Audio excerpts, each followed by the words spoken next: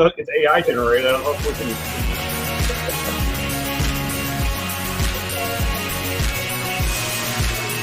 Alrighty, good morning. Happy Survivor Day, Survivor Wednesday. We'll be doing that tonight in the Discord. Chris is here. What's up? Just here for the show, man.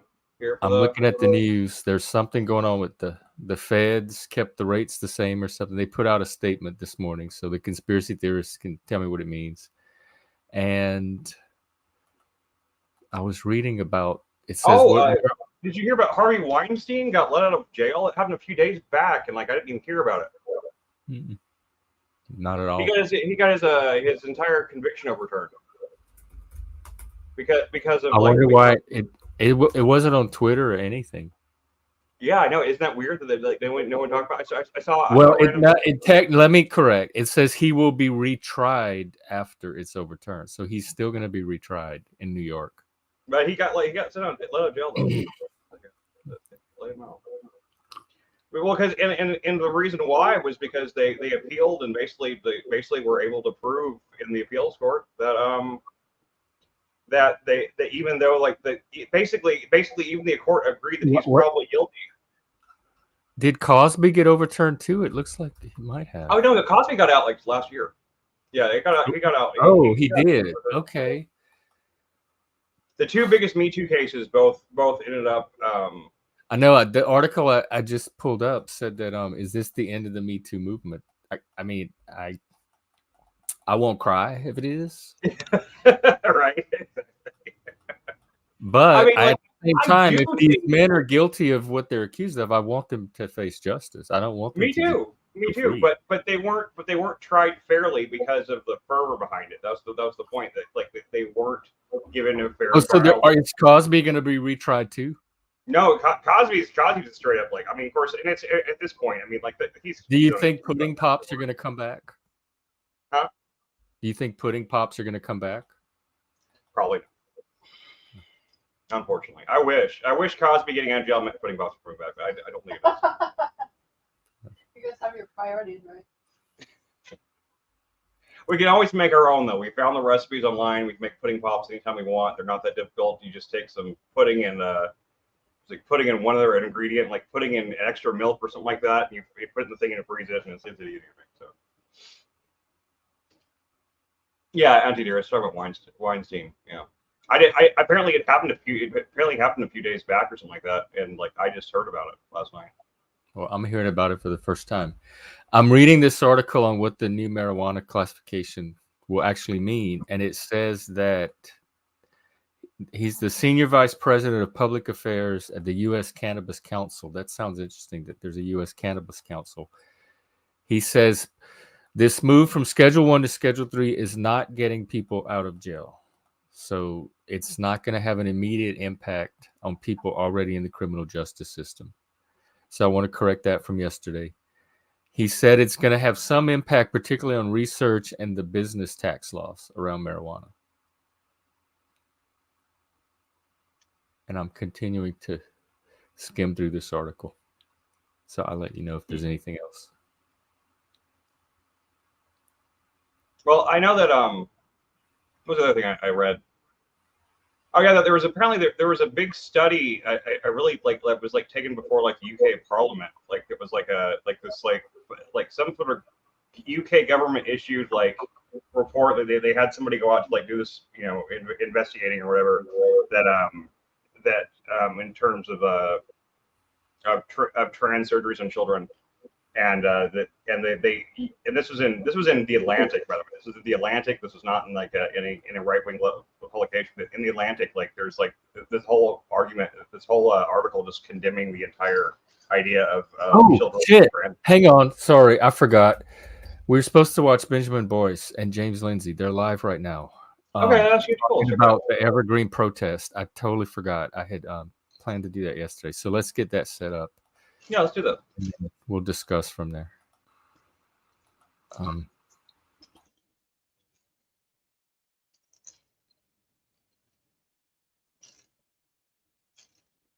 don't think I've ever seen Dark Skies, Auntie.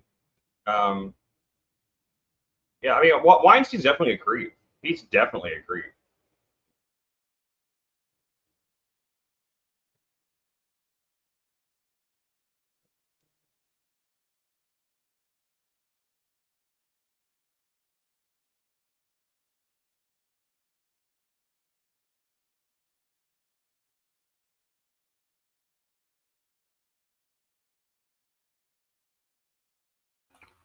Hang on, there's ads. Okay, I think I got it. Let's go.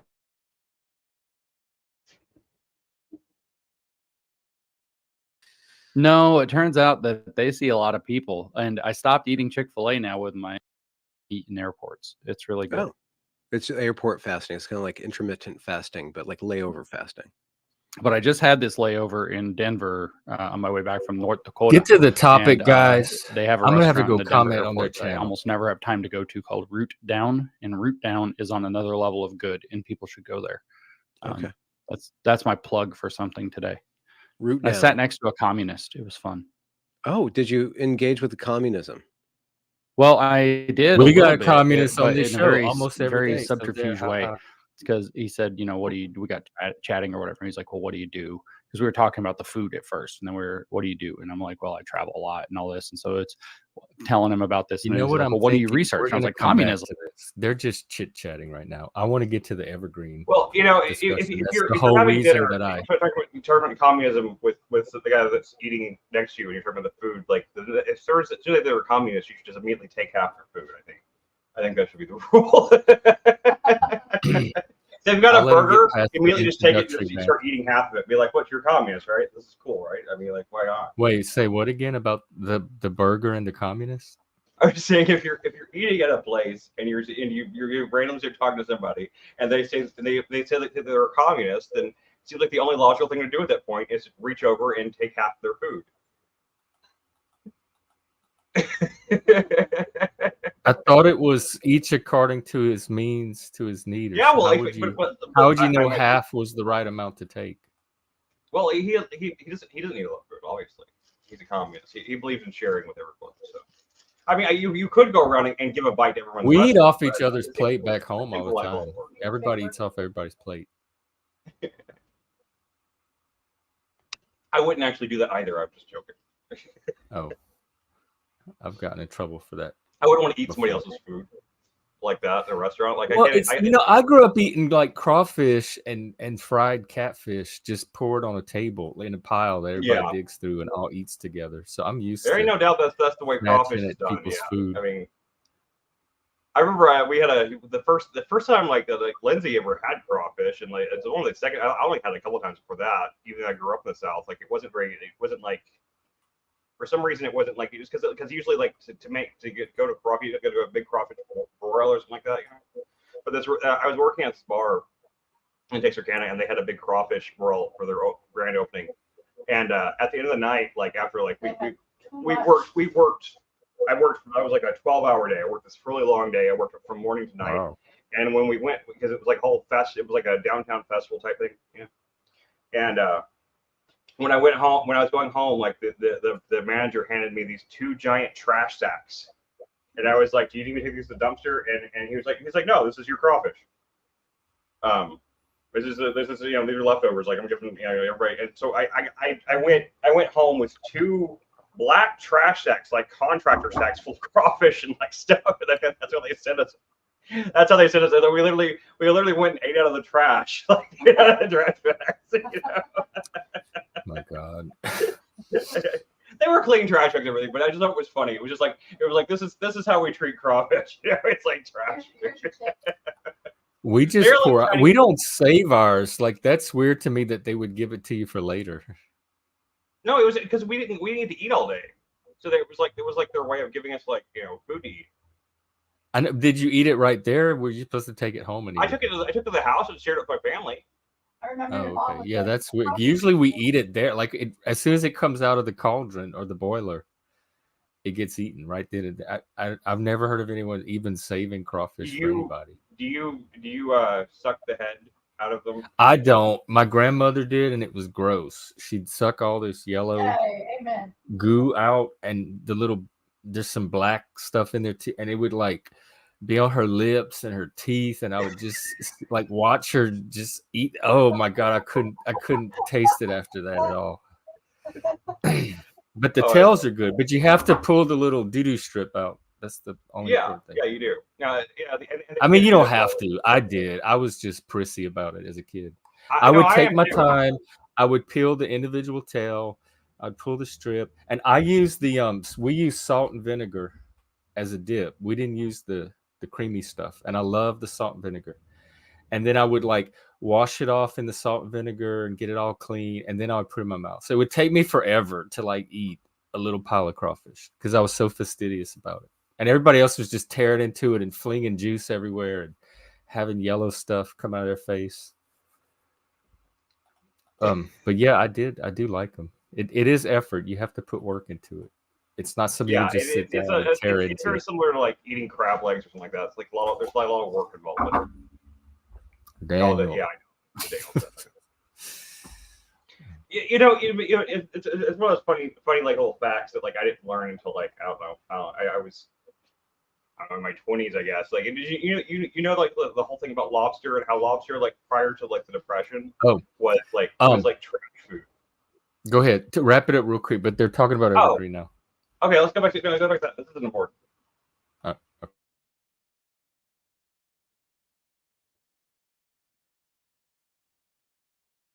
They use to hide their faces so they can get away with illegal activity in public. Yeah. But Yeah. how does that have to do at all with the regime that like Islam is? I mean, if you think of it that way, how are the people who the infidada people will throw off the roofs first? Is that actual tinfoil or is that like some polyurethane blend? No, it's just a hat, but it says tinfoil, so I had to get ready for my answer. Okay, there we go. Okay, I do love a hat. People who be thrown off the roofs are championing the people who will throw them off the roofs, but they are somehow I really want that hat. They have to know both their hats about gay rights in Islamic countries or whatever.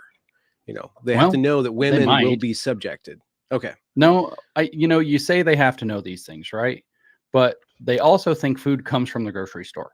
So, and they also think that not having a meal plan requires humanitarian aid to their endeavor when like literally there's like a KFC across the street.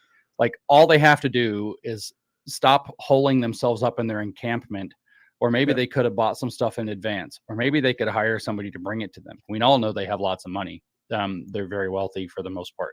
So but they're not real it's communists. not clear what they know is my point. But are they at all tied to actual communism at all? Or is this just some sort of LARPing? Well, Benjamin, they said so. So we have to assume that at least some proportion, in fact, we don't have to assume. We have to recognize. It's not even assuming. We have people at these encampments with microphones standing up saying, now is time to operate your Marxist values. Now is time to put your Marxist activity into practice. We know that, entities that are Marxist, like this, Students for a Democratic Society, SDS, are all in on supporting this. You look at all of the different Marxist outfits on, the Democratic Socialists, you look at, it doesn't matter, all over the social media, they're all calling it not just the Intifada, which means shaking off in Arabic or whatever.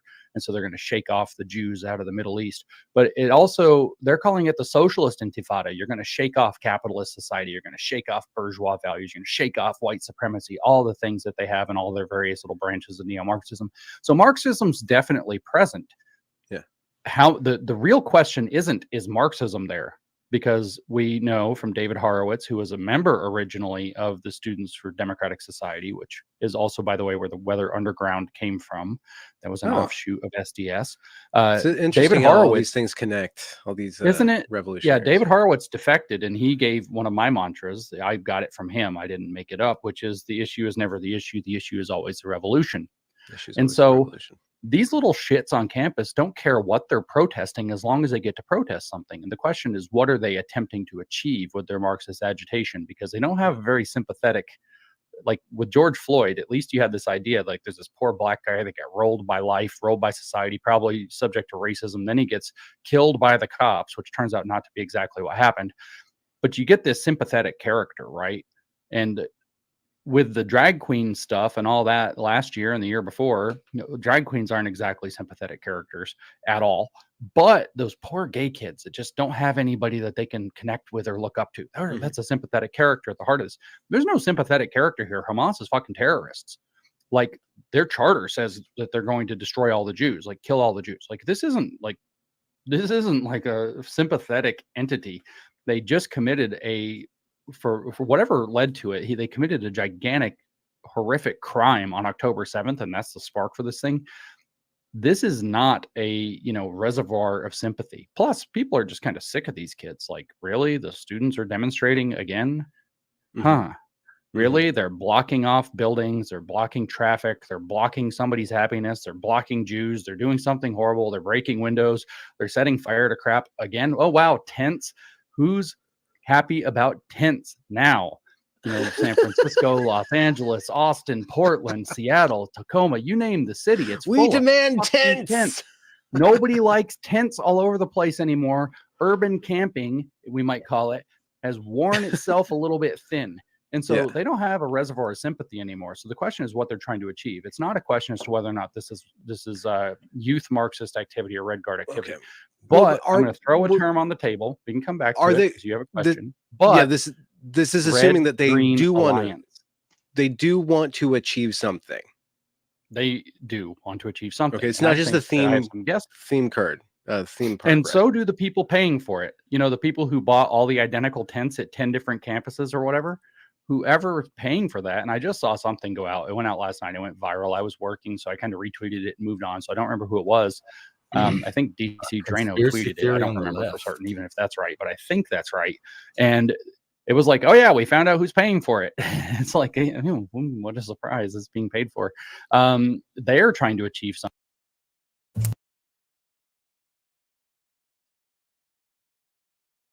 We're going to come in and out of it. I forgot the ad thing.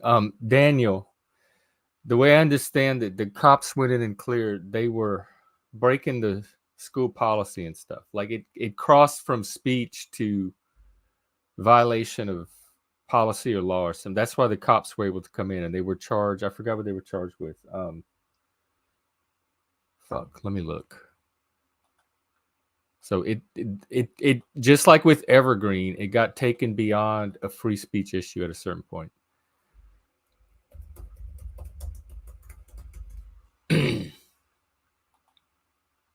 Damn, nearly 300 people arrested. Wow, that's some drama. A total of 282. Well, I guess you could say nearly 300 for sensationalism, for headlines. What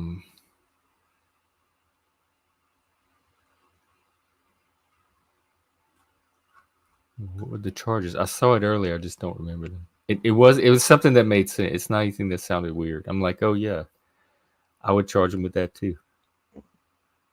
I really wish they'd start cracking down those climate activists the same way they're doing with this, like the ones that block the roads and shit. Yeah. I don't know why. I don't know when the authorities got so soft. We didn't do shit like that in my generation. And like I was trying to work with society, not antagonize it further. And I don't remember doing things extreme enough where we would need the law to step in. We kind of honored the free speech. Yeah, they were letting us do our parades. They gave us the permits. We agreed to behave, etc. I don't know what this stuff is. We weren't militant and violent like this. I didn't have that emotion in me at all. Peaceful protest is not like disrupting society in that way. Protest, I guess, you could say that like protest is a form of disruption of society. I guess you could say that. But the way that like the climate protesters do, like like they caused like somebody was trying to get to the hospital and like died because like they couldn't get there and stuff like that. I thought there were already laws against that they could enforce. But they don't. I don't know why they just at least very least. I don't know why this stuff is escalating to. When I watched the Evergreen thing, I thought the same thing. They could just end this in a day. Why is this stretching out to this drama like it is and escalating? It's because the staff is, and I don't know why, because their numbers plummeted afterwards. But they're helpless, they're powerless, whether it's intentional, whether they actually believe the students and are buying into their bullshit, whether they literally don't know what to do, so they just stand there like deer in headlights and let the students just run everything. I don't know why, but the staff is where the solution should have come from, and it didn't. I think they just, I don't know.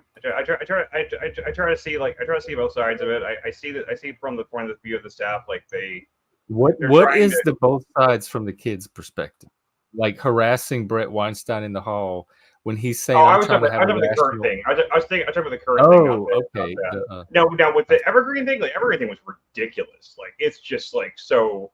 It went so much further than it ever had any reason to go. Like I'm talking about like in the beginning days of any of these protests. I see the staff as a lot of times like they're probably like, you know, let them get it out of their system, you know, like let's just like, you know, let's let it run its course kind of thing, and then that'll be the best way. But then for whatever reason, these things never seem to run their course as easily as, not without violence and stuff getting involved. It's just, you know, like I kind of feel like it's what they try to do with the Chaz thing in Seattle. You know, I think I think there was somebody behind the scenes was like, if we just like let it, and it did kind of work in the sense that it failed, but it took a long time and people died as a result. So, yeah, they should have. Daniel, I'm not sure that that's what he's saying, that it's Marxist by default, and that, let's see, in this, I'm talking in general. If I don't think Charlottesville and the Capitol riot were particularly great things either. I think the Capitol riot crossed the line, if that's what you want to call it. I think Charlottesville, that guy crossed the line. I think lines were crossed. I think lines were crossed in the George Floyd thing. Lines, when I say lines, I mean existing lines that could have been enforced that were not. They didn't help. The existing lines did not hold for whatever reason. I'm going to go back to the video because they're talking again. Okay. I can't hear it. Well, Yeah. The crossover to the BLM 2020 tide with the watermelon symbol is kind of unfortunate, but I haven't seen like inner fighting over that. I wonder. Yeah, well, must read it. I'll leave that to them. That's its own intersectional battle to be waged. But as we see with like kind of the rise of what they're calling migrants or undocumented Americans, which everybody up until like 25 minutes ago called criminal aliens or illegal aliens, what we're seeing with that is that the African American populations or Black populations in the United States are not particularly important to this phase of the revolution. Remember when we talked before that Hegel said history uses people then discards them? Well, they were useful for BLM in 2020. Now they're being discarded in favor of the new proletariat, which is this undocumented American, so-called migrant, so-called criminal alien thing. And they feel it, they know it, they see it, and they're pissed off. So it's just like how the feminists got used to advance whatever, and then the creepy queer theorists took over, and now we've got trans and women's rights are literally by the White House right out the window. Because history used that movement and discarded it as well. You played your role. We got that meme. You've seen the meme where it shows the spiral, the dialectical spiral, and it shows like some activist and says, why won't the revolution stop here? And it shows just like some part of it circled or whatever. Yeah, that's what's happening. So, but onward and upward. The masters of the universe, the powers that be, the money, the entrench, it seems like they're not really concerned with this low grade revolution, the student protests and stuff. So they, you know, you hear, oh, look, it's election season, another protest season coming on. Like the Democrats want this, but it doesn't seem like this is going to work in the Democrats' favor, or maybe it is, maybe not. What are your thoughts about like this kind of leading up to some sort of swing toward, not getting Trump back in? It seems like BLM worked in favor of the Democratic power structure in 2020. It doesn't seem like this watermelon revolution is working in favor of the Democrats. No, I don't think it is actually. I mean, so the White House announced either today or yesterday that they're going to try to bring Palestinian refugees over and give them rapid amnesty, American citizenship. So maybe those are new voters. I don't know. And maybe that's in response to some of this.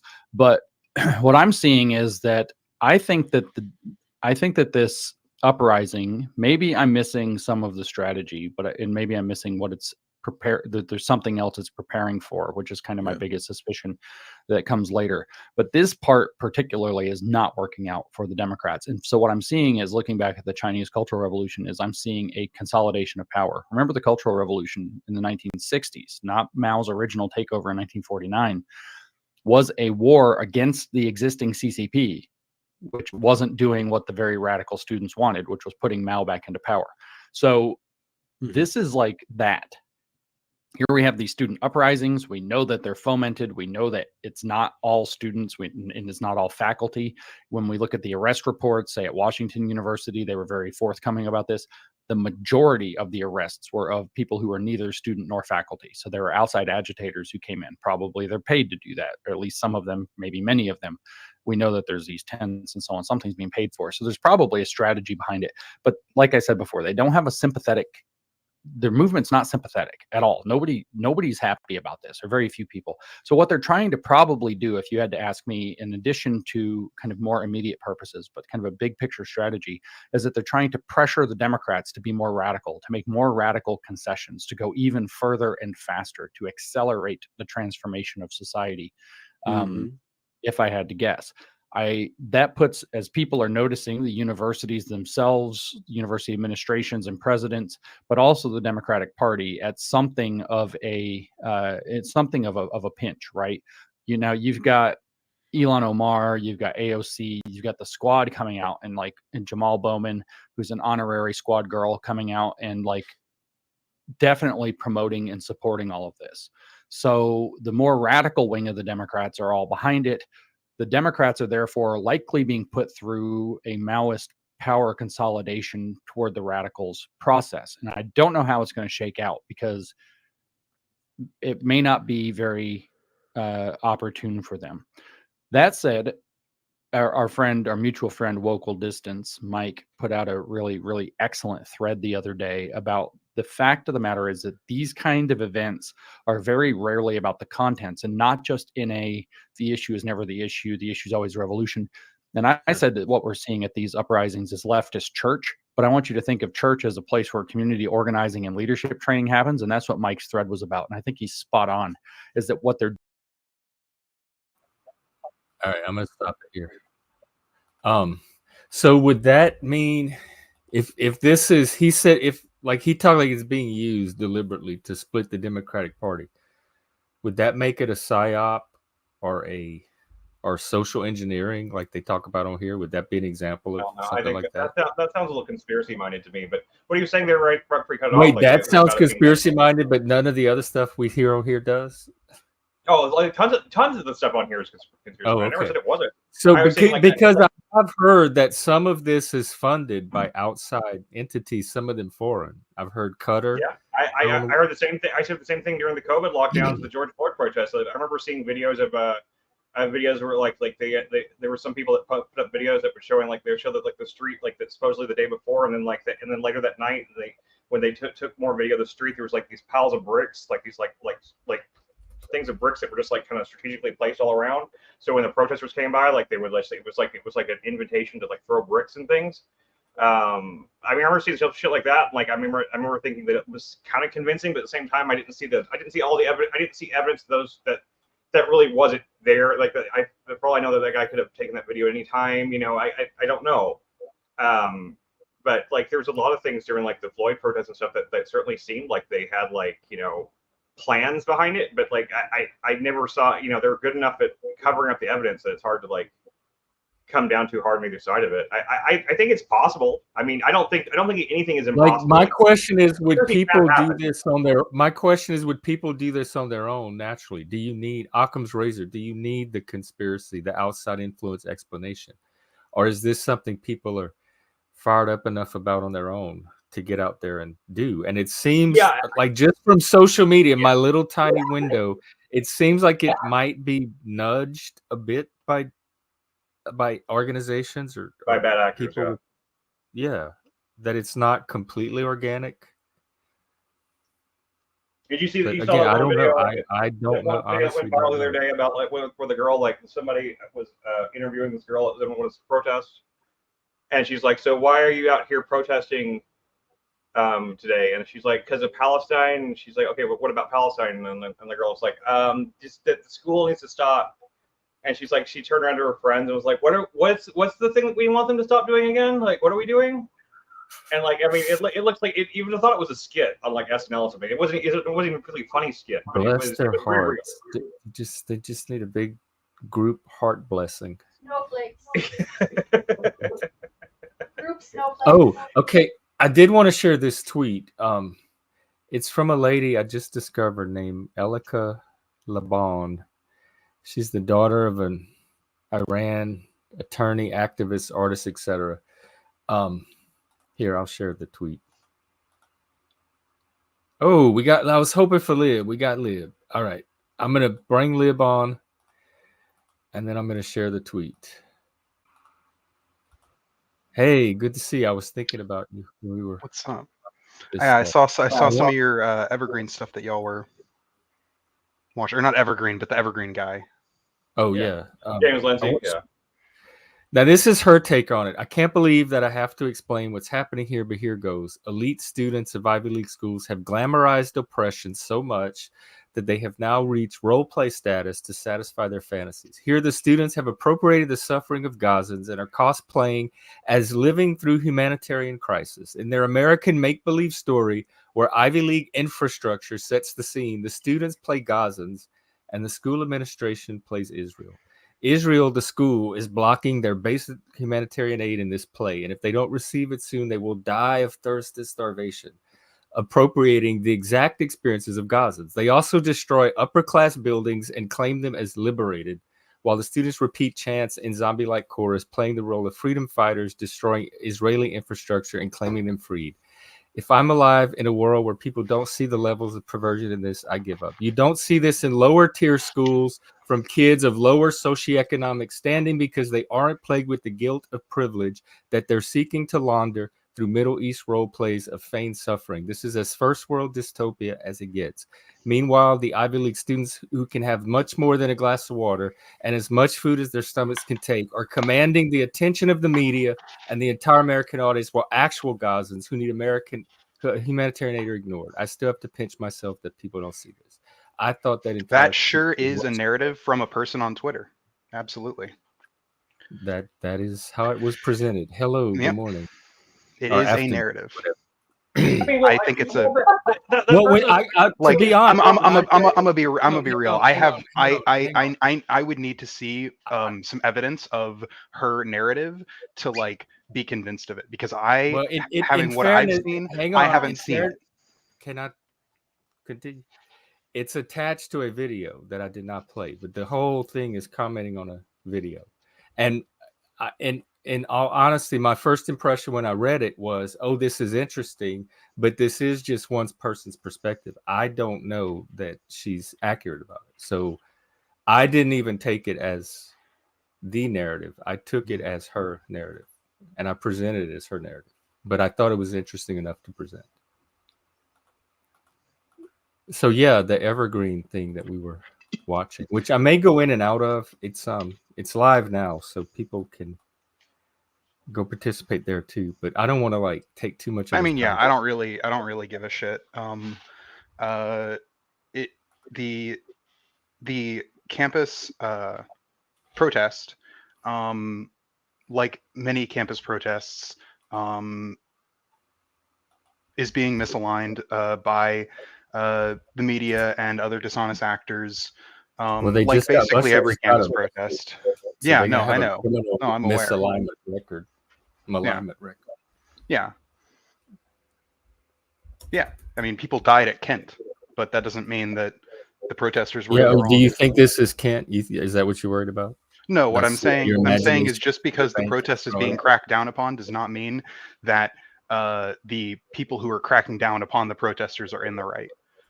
In fact, as somebody who very much values freedom of expression and not living in a police state, every time shit like this happens and the police crack down as if this is like fucking communist China or some shit, that always does,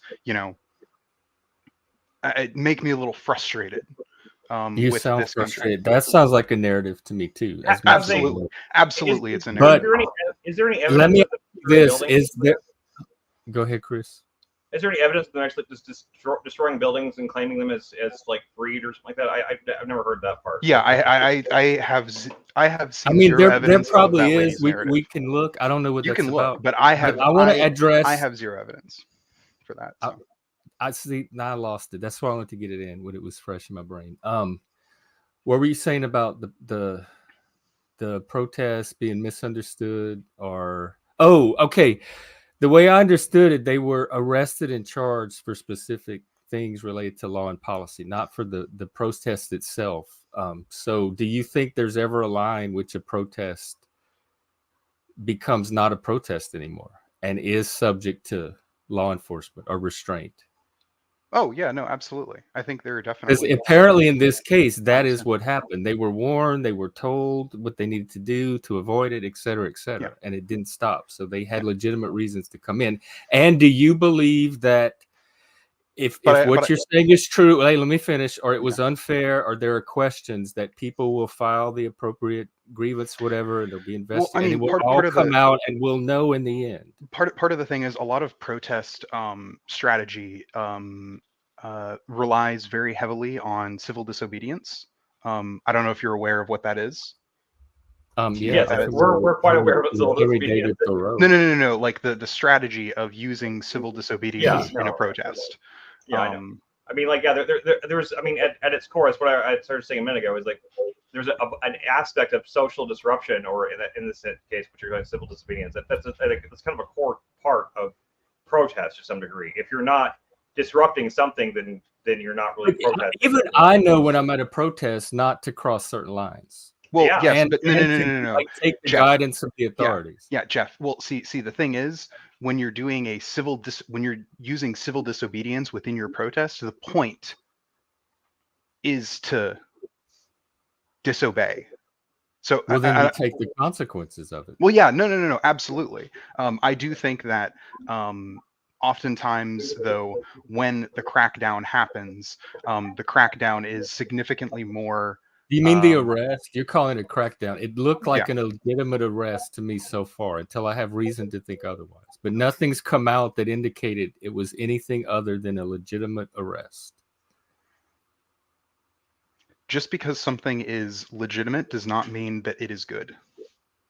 I'm concerned about legitimacy, that it's I'm working within the guardrails of our current system and democracy. So it looks far like it, regardless of your morality that you're projecting into it, legally on paper, it looks like they're staying in the lines. A lot of things that have been done that you would disagree with were legal. So let's just be careful about calling it. I think it's fair right now to only hold them to the current legal standard that they're held to, like any other professional. So I'm not going to hold them to a higher moral standard that they may not necessarily subscribe to. That I just. Well, I mean, you have to keep in mind. You got to keep in mind that sodomy is still legal in some states, technically. So, I mean, like, there are just the letter of the law. So do you think like this is one of those technically they have to go through the process because it's an archaic legality? No. I don't think. I don't understand the analogy to sodomy, Chris. I don't understand that analogy. Oh, the analogy to sodomy would be that sodomy is something that I assume believe should not be illegal, and yet it still is. I honestly, that law didn't stop me from doing anything. Like, no, I'm aware, but it didn't stop anybody I know. So even if you had been arrested for it though back in the days before gay marriage and everything was legalized, before those the federal court decisions. I mean, would you have felt it was fair? But at the same time, like, I don't necessarily think I haven't seen anything about these protest arrests that make me think that it seems like most of the I know. It's normal protest arrests, but I don't like the way we in America do protest arrests. So this is again the ideal country, not the country as it actually. Oh no, not even like an ideal. Like, I think that. Again, most European countries do a better job at like. Okay, but this is America. This happened in America. We live in America. Like, you're America always comparing it to an ideal that's not relevant or even unfair. What? instead of I'm the comparing actual us to world that other the rest of other us live other in. Western democracies. I don't think it's unfair to compare America to other Western democracies in terms of Okay, well, like our in this strategies. case, though, because this is You think it's happening not. within You our think it's system, unfair. Mhm. that's the reality of it. It doesn't matter how Sweden or Europe or any place else would do it. The reality is it's currently happening within this set of rules. So I'm evaluating it on that fact. You can certainly compare it, but I don't know what that does to anything happening on the ground. Oh, because I'm saying that while this is what is happening, we could be doing better. We could be Right. This is the Yeah. is-ought gap that you and I run into almost every single time we I try to don't think I don't understand why you think this is an is-ought thing. because you're talking about how it could be done or should be done in a better world, and I'm talking about how it is done right now, not how it ought to be done. But you are saying that we Your ought not do conversations what I'm always saying. take how it ought to be done as a starting point, and mine always Yeah. takes how it currently is done as a starting point, which you always have a Oh, problem okay. with. So You here's always the say difference. stuff like, just You- because you- it's legal doesn't mean it's good, or just because it's legal Yeah. it doesn't mean it's moral. Well, Do the you fact that disagree? it's legal mean it is our existing way of doing it, so it's a valid Do you starting do you point. think moral and legal are equivalent? No, but I don't think they have to be, because my conversations are always about the current way things are, which is the legal. And you bring in this moral concern that's derived from this imaginary state that has never You have existed moral on Earth, and then concerns, you Jeff. hold everything up to Jeff, that you have moral standard. concerns. I'm talking about yours. Right I know, now. but you are pretending like you don't have moral standards, and you Well, do. then Your if moral they standards bother you, are just then what point them things out like are. I do yours. But I'm this is pointing a it theme out. with you constantly that I'm pointing out. So you've never pointed one out to me that I can see and understand. So if you have one, let me I know. think But that's because you're this is pig-headed something and that's stubborn. come up before with me and you. Not because I So have failed you to can point try to things turn out. it on me, but the record is pretty clear that it's come up with I you. do not believe the record shows that. I believe the record shows that you are very stubborn to a like talking to To a an brick wall artistic extent. No, I refuse to allow you to hide behind your autism on this. I think this is just because you're being stubborn and pig-headed. I'm glad to give Lib on this one. Not because I want to have the conversation about the way things currently are done, but because, and not your imaginary moral utopia. That's what makes me what you just said. Well, yeah, I had to give Lib on this one because I'm also classified as an artist, but I'm a lot more flexible. Yeah, I'm actually kind of I actually am a little upset at you because you have been really good about like not like blaming things on your like autism. Like it's I Yeah. didn't do it just now, just because you're framing it that way. You That's literally not just even did. what happened just You now. were like, maybe it's because I'm autistic. That's why. No, he didn't say that. He didn't say that. You said, Lib. Maybe you're autistic and is taking it too literally and can't see the subtext and the irony behind it. So who knows? We're gonna have What subtext and irony? What? Berghoff. We have three of us right here. Chris can referee with his ADHD. I'm trying to understand. Like, all right. I'll get serious. Go ahead. No, I really don't know what you're like. What the fuck you're talking about? Like, I don't know where we even are right now anymore. Where let's get at least. I feel like I was being gaslit. We're on Gen X, Jeff. Jeff, you did use you did sort of throw up your autism as a defense. It was a very no. All right, I said one word, and you narrated it to yourself as me throwing it up as a defense. That's your narration. I'm gonna go watch it back. Yeah, but that's narration. It was narration. It was me trying to complete your sentence about whatever I was rigid or stubborn or whatever. I'm like an autist, because that's a common feature, and I've heard it before. Oh no, I'm aware that like autistic people are described often as stubborn, but I don't. So I think hiding behind your autism. No, I'm not. I said it publicly on a stream that anybody could see. So the hiding is again your characterization of it. No. What I'm saying is you're trying to defend your stubbornness by being like, well, it's my autism. So no, you're reading. He didn't say that. I'm just giving it as context and explanation. Just like if somebody complained about my rocking, I'd say, oh, that's the autism. It's not defending it. It's just giving them an explanation for it so they can understand the context of the rocking. Well, So here's you're the how do- problem. talking about so being how do- rigid how do we- and how do we- stubborn. how do I'm we get saying around- that's common with autistic people. Yeah, here's a big problem I have. Explaining things is not how something works. This is my big problem with Bill Gates. You can come up with an explanation. It doesn't mean that you actually understand anything. It's just another description. You're transcribing it to description. So it's just another story. It doesn't. Hank, where are you right now? I'm on Jenna Chef. No, I had to in explain. real life, I had behind to. Oh, I'm in Sheet. In I'm in C? Sheet. Yes, C? it's a gas station restaurant. Oh, Okay. okay. Oh, Okay, that's cool. Mm. Yeah, I was wondering if you're at work or something myself. I You thought look maybe you fly. were. Yeah, you look corporate, like you're fly in some corporate environment. Yeah. Yeah, you're I looking do good. I do like It's I a do like good his look. fit. It's a good fit. Yeah, it is a good look. But Right. I think I don't really. I mean, I guess there have been cases, Liv, where that cops have gone too far when it comes to protesters and stuff like that. But at the same time, it usually reaches some kind of level of malevolence to that before they actually get involved. I mean, there was plenty of cases where like there needed to be more police intervention during the George Floyd riots. I mean, like Sure. there's. I mean, My issue with American like cop like riot control and protests is not that they intervene too much or too little. It's that they intervene in all the wrong fucking ways. But that doesn't appear to be the case here. Um, And you even said yourself, there's nothing with the problem with the arrests themselves. You just think in a perfect world it should be done different. not a perfect world, a better world. We don't have to go to a perfect world. We don't have to go to a perfect world to do better than American policing. We could probably go to current world, just another country, and do better than American policing. Yeah, and even state by state.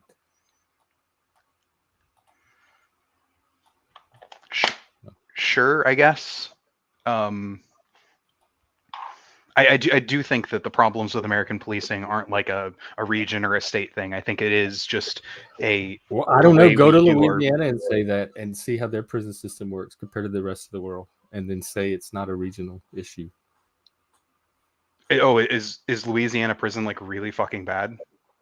It's the largest prison system in the entire world. The sheriffs there can own what happened is like this is the story I heard. They were short, like they weren't getting their funding for the prison systems that year, stuff there. They were getting it reduced. And being Louisiana, they're really good at coming up with creative solutions and hoping like until somebody tells them to stop.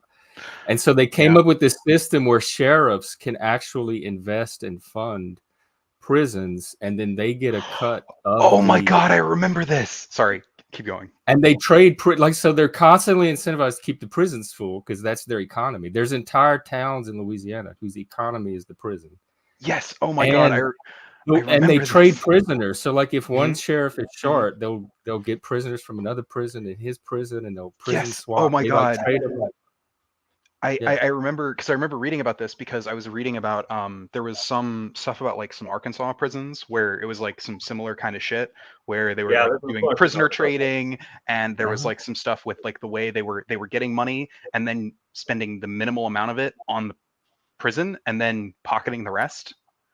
Every prisoner in Louisiana, and I have a friend that was a two-time ex-conflict. They will all say if you get arrested, you want to be in a state prison, not a sheriff's prison. Oh yeah. Well, I mean that's just kind of like, I think, and that's everywhere.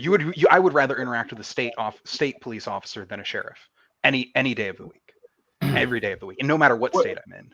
I that's the opposite of what I always used to hear. I used to hear like from everybody I knew that had been to jail and stuff like that. They all said like going to state is like a death sentence in some cases. So I don't think it's always that way, but yeah. I think it's because of these types of prisons. Yeah. That makes state even more appealing. Where normally it would be in Texas, like it was like going to county wasn't that big of a deal, but if you got sent to state, like you were like it was like you were fucked, you know. So I mean that's Texas though; it's a different. Maybe I don't know. It was kind of the same with the mental health system. Like state was the last place you wanted to go. That's where they sent the really severe cases that more local like agencies couldn't treat. Yeah. But I think that's, I don't know, with social services, I think those are a little different than like police and prison, because like having your social services be funded at a local level rather than using the entire state system, I imagine probably has better outcomes most of the time. The state level. No. The so like sort of like county level. Oh, Because like like the the, yeah yeah, the when yeah non-private version, the county, the the more county. regional. Yeah. Yeah, because they'll be like catering their system to the people within their system, whereas like the state system would have to be sort of a more broader shotgunned effort. Hey, hang on, Daniel. Don't we get policed for our voice all the time, our inside voice? I just want you to know. I was in a coffee shop here in Seattle one day with an autistic client, and we were talking, and he had a loud voice, and it was a little small coffee shop, and one of the patrons, like this corporate-looking white guy, comes over the table. It's like, "Excuse me, can you lower your voice?" And I let him have it, and I had my Oh my antlers on. god! Please, I said, "I'm not please, lowering my." thank God. I said, "We're autistic." I said, "That's his normal voice." I said, "He's not lowering his voice, and I'm not lowering my voice." And he was so embarrassed. The barista was behind the counter. She was just like, she had no idea what to do. And then I said, "I'm from New Orleans. People in coffee shops talk. I don't know what this Seattle thing is where everybody treats it like a library and just sits there. I'm autistic, and I'm going to use whatever voice." So yeah, we get policed about that all the time. So here, Yeah. Hank, can you use whatever I voice love you want. making fun of That's Seattle just my people. level because it's too loud. Yeah, in addition, there's actually no one else in this dining room section. I'm in here by myself. So Okay. Daniel doesn't know the environment. He's giving me advice. Oh, he was saying like you're on stream talking too loud in person, and people around you are going to hear you. Like yeah, there's telling no you one how to around. talk. There's no one And around. Yeah, but there's social no one around awareness. him. And So, he's never on stream, so he doesn't have that. He doesn't have the experience to tell me how long Right. my voice should be, and he doesn't know the environment. He's So he's babysitting you and micromanage you like they do to us. That's infantilizing. yeah. oh yeah. Also, I if see. he came up on panel and asked me, maybe he could at least show me that he knows how to use a mic. I Yeah, see. Bob, I the see. Bob Jeffrey Barker Prison Industry King Philip. Yeah, Oh I my know God. all about that. That's the Las Vegas' city, the prisons of Las Vegas. I actually have a portrait. I was told this by a girl who was in the Las Vegas city's prison. She was in there for almost a year, and she said like on one of the walls they have a picture of Bob Barker because like he actually owns the prison there. They have a picture of Bob Barker on the walls. Wouldn't that be bizarre? Yeah, you're walking down your prison hallway, like going to use the phone, and there's like a portrait of Bob Barker sitting there, like like talking about in your head, it's like you're talking about spaying and neutering your dogs or whatever. So, Chris, were you in Vegas when The Price is Right came to the Rio, and everybody stood in line for tickets? There was almost a riot. No, I wasn't there for that. Yeah, it was coming to the Rio, like Bob Barker, the entire and like if you lived in Vegas, you could go in line and possibly be in the audience and a contestant. So we were all excited, me and my gays. And we all went down there, and they were telling people, "Don't show up before 6 a.m. We're not taking anybody before 6 a.m." They didn't want people camping out, and a bunch of people camped out anyway. And they started taking people like at 4 a.m. The people that they told not to go, they were taking them anyway. And people like me that followed the rules were getting pissed. And the cops had to come. It almost like I'm surprised they were able to pull the show off because there was almost a riot that day. It was on the news and everything. So I didn't know if you had maybe been a part of that too. Yeah, I probably would have been there in line with you. I grew up watching The Price is Right. If I was living somewhere nearby where I could have gone. Yeah, like if I could. I didn't get in because I followed the rules. If I had broken the rules like I'm supposed to, Exactly. Yeah, you're right. Look, it's funny. My mom tells a story all the time that when I was a kid, I was like very little, like 3 and 4. Like the very first thing I ever said I wanted to be when I grew up was I wanted to be a game show host. I wanted to be Guy Smiley from Sesame Street. Or Bob Barker. I used to watch Price is Right every day. I loved it too. We grew up on that shit. I want to address this. This is an important topic. I want to shift here. It's coming up in the comments from Daniel Price and from Colt. Cole, to elaborate, you said, why don't I self-regulate? I said the key word is self, meaning I will decide to, it's not other regulate or cult regulate me. It's me regulate myself. So I will handle it, drive your own car. I will drive mine. If you don't like it, stay out of my lane. Daniel, no, it's not a green light for anything, but whatever you're perceiving as lack of manners or whatever, if it bothers you, the locus of control should be on you to handle the situation, watch another stream, leave, whatever. If you see anything about neurodivergent behaviors that bother you until you understand that behavior from that person, then just don't be around the ones you don't like. But it's not for, like, don't try to change our behavior, especially as a stranger who doesn't understand the first thing about it. So I want to address those because they come up a lot that we use as an excuse. I don't know if neurotypicals are jealous, like Oh they've yeah, spent no, their no, no. life Yeah. conforming to these behavioral Yeah. standards, like we get to break the rules and get away with it, but we also pay the social consequences for it as well. And a Yeah. lot of times it's not even intentional. And I'm glad you have the neurotypical privilege to be able to manage yours. We don't have that. It's not as easy for us as it y'all make it look for you. Yeah, and I was willing to negotiate with Daniel. I said, okay, I will consider it, but he needs to come up and ask me, come up with his mic. He doesn't even need to get on camera and ask me that so he can show me how to talk into the microphone properly. But he's not willing to do that. He's not going to give even a little bit. Yeah, and if I could, give my thing, I actually want to say one of the things that I really like about this stream is that people broadly don't use their neurodivergency as like a crutch, and actually, Jeff, I did go back and rewatch, and you were correct. You had mentioned it, but after re-listening, it was not in a way that was framing it as a defense for it. So that was on me, my bad. Okay, fair enough. I respect that. We have maintained the channel's credibility of I don't think anyone ever has been like used like their like neurodivergency as like an excuse for behavior. I don't think I've seen maybe I did, but is this don't know. Daniel? If this is in reference to me, I didn't mean to imply you specifically don't understand it or autism in general, but I don't, there is no autism in general. If you're bothered by specific behaviors, I would posit that you may not understand that specific behavior until you get to know the person. This is also the principle behind trauma-informed care and mental health, by the way. And Colt, the comment about not being allowed to get away with, how did you phrase it? Let me find it. Not being let off the hook of being expected to have. Yes, those are social expectations that you were able or chose to adapt yourself to. I don't know that every time people should not have let you off the hook. I think you probably should have been let off the hook way more times than you were. Because if those behaviors were normal to you, I think they should have been normalized and not pathologized or stigmatized. If the people around you were trying to be supportive. So just because it happened to you and you didn't get let off the hook, that doesn't mean that was necessarily the right thing to do in that case on the part of those people. Yeah, and then 3 people walked in to the dining room when no one was in here in the first place, so they don't care.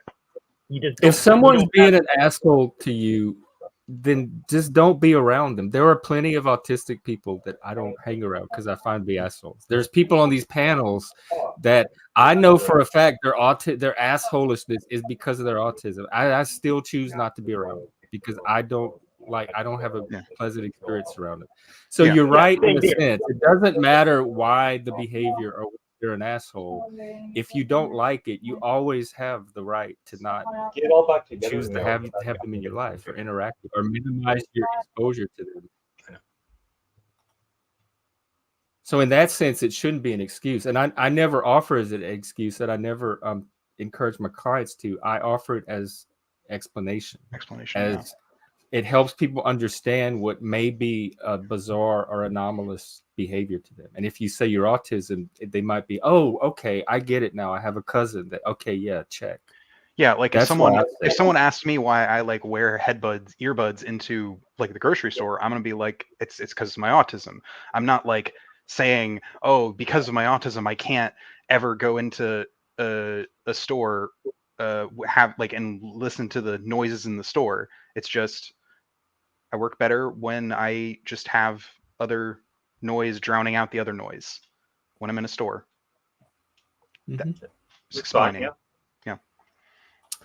DeFreak, I'm not quite sure what you're asking here. If the beta core white male, like the cookie cutter carpet guy, was a woman or asked different. I think I'm missing another comment somewhere. Probably my bad. Yeah. Anyways, I'm gonna grab a refill. I'll be right back. Yeah. So. Yeah. I can't say I haven't. I'm having trouble following what you guys are talking about the comments. I mean, I like going back to the issue that we started with about Evergreen or about the Columbia. protest, the current protest thing. I mean, I kind of think like I don't know, to some degree, like I almost feel like a lot of these protesters stuff. I think a lot of them want to get arrested. Like I mean, it's kind of like it's almost like street cred, right? It's You not know, street like- cred. It's the point of doing protests like this where you are disobeying like laws, like doing Right, civil and, but I'm disobedience. saying, but like Part if of they the don't point get is arrested, to get arrested. then if a protest falls in the forest, does it make sense? If a protest, Oh no, if a protest happens not without getting arrest, then does getting anyone- arrested and continuing to break the law would be successful. That would be a successful protest. Why? Because part of the point is because the point of it is breaking the law in a disruptive way, which they were doing in order to shed light on certain issues. So like the protest, and they were trying to get Columbia to divest from their what's it called? Columbia University had a bunch of investments in a number of Israeli corporations, and the students were protesting and trying to get Columbia to divest from those investments, which is perfectly attainable goals, like normal things. Okay, I don't think that's like crazy or wacky or insane or unattainable. It was actually very attainable.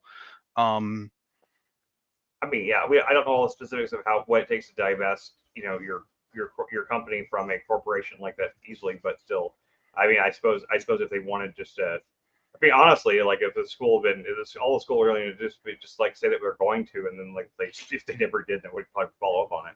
But Oh no, I mean like that is definitely a strategy that they could have employed. Instead, they have employed the strategy of we will do nothing and then let the government crack down on our students. yeah, I mean, well, at the same time though, like it, I don't know. I mean, I do see the point, but though that this is like a lot of times it's happening in the Ivy League schools and stuff like that. And a lot of these are spoiled rich kids. So like, I mean, So it is worth noting that this isn't just happening in Ivy League schools. Columbia University is just the one that got the attention because oh, okay. like Yeah, I there's a number. haven't seen any news on any other one. That's the other There one are a I've seen. number of these protests going on at college campuses all around the United States,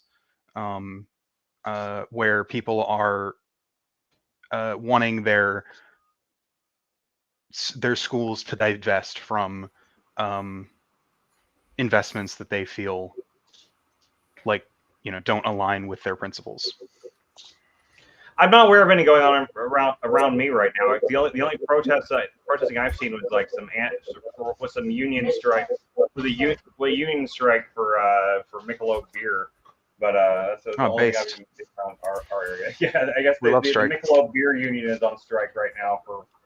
Actually, that's probably really good. A lot of those like manufacturing companies, a lot of them have lacked union power for a long time, and especially with what was it, the auto union workers. The union existed before, but yeah, but the union is on strike, so like there's no beer.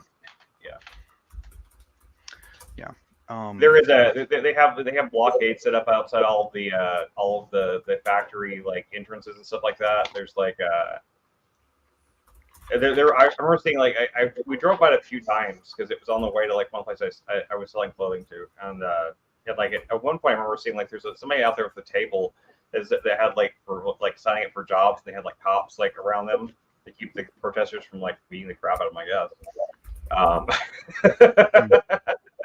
They had like a sign up sheet outside that's like basically you just come and work.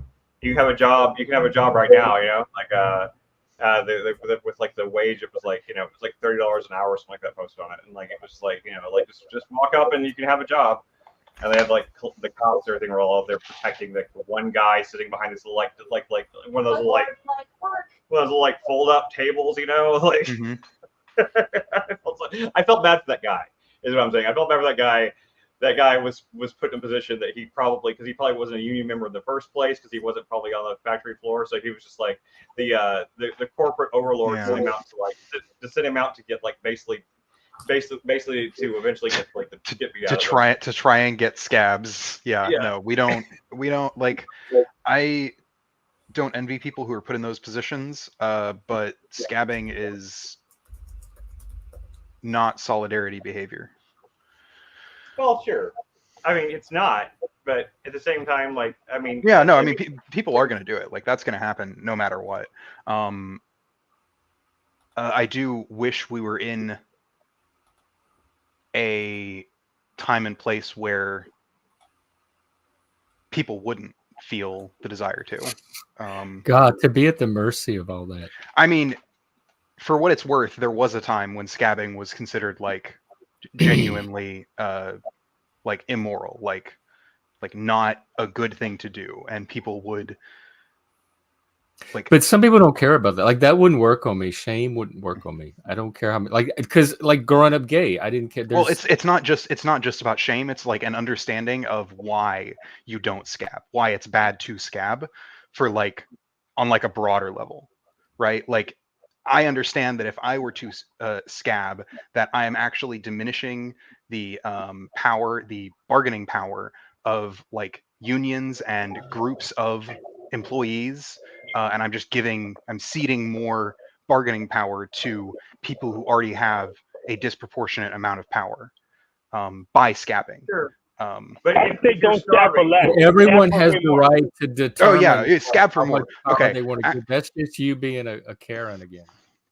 Actually, I will critically support scabbing for like 3 times the industry wage. There we go. That's how you do I it. would support scabbing 1.5, but yeah, don't scab for 1.5. less. Make sure, yeah, scab for always scab for more. Yeah, if you do it for more, it's more. If it's good for less, it's more. I mean, like I don't think it's immoral.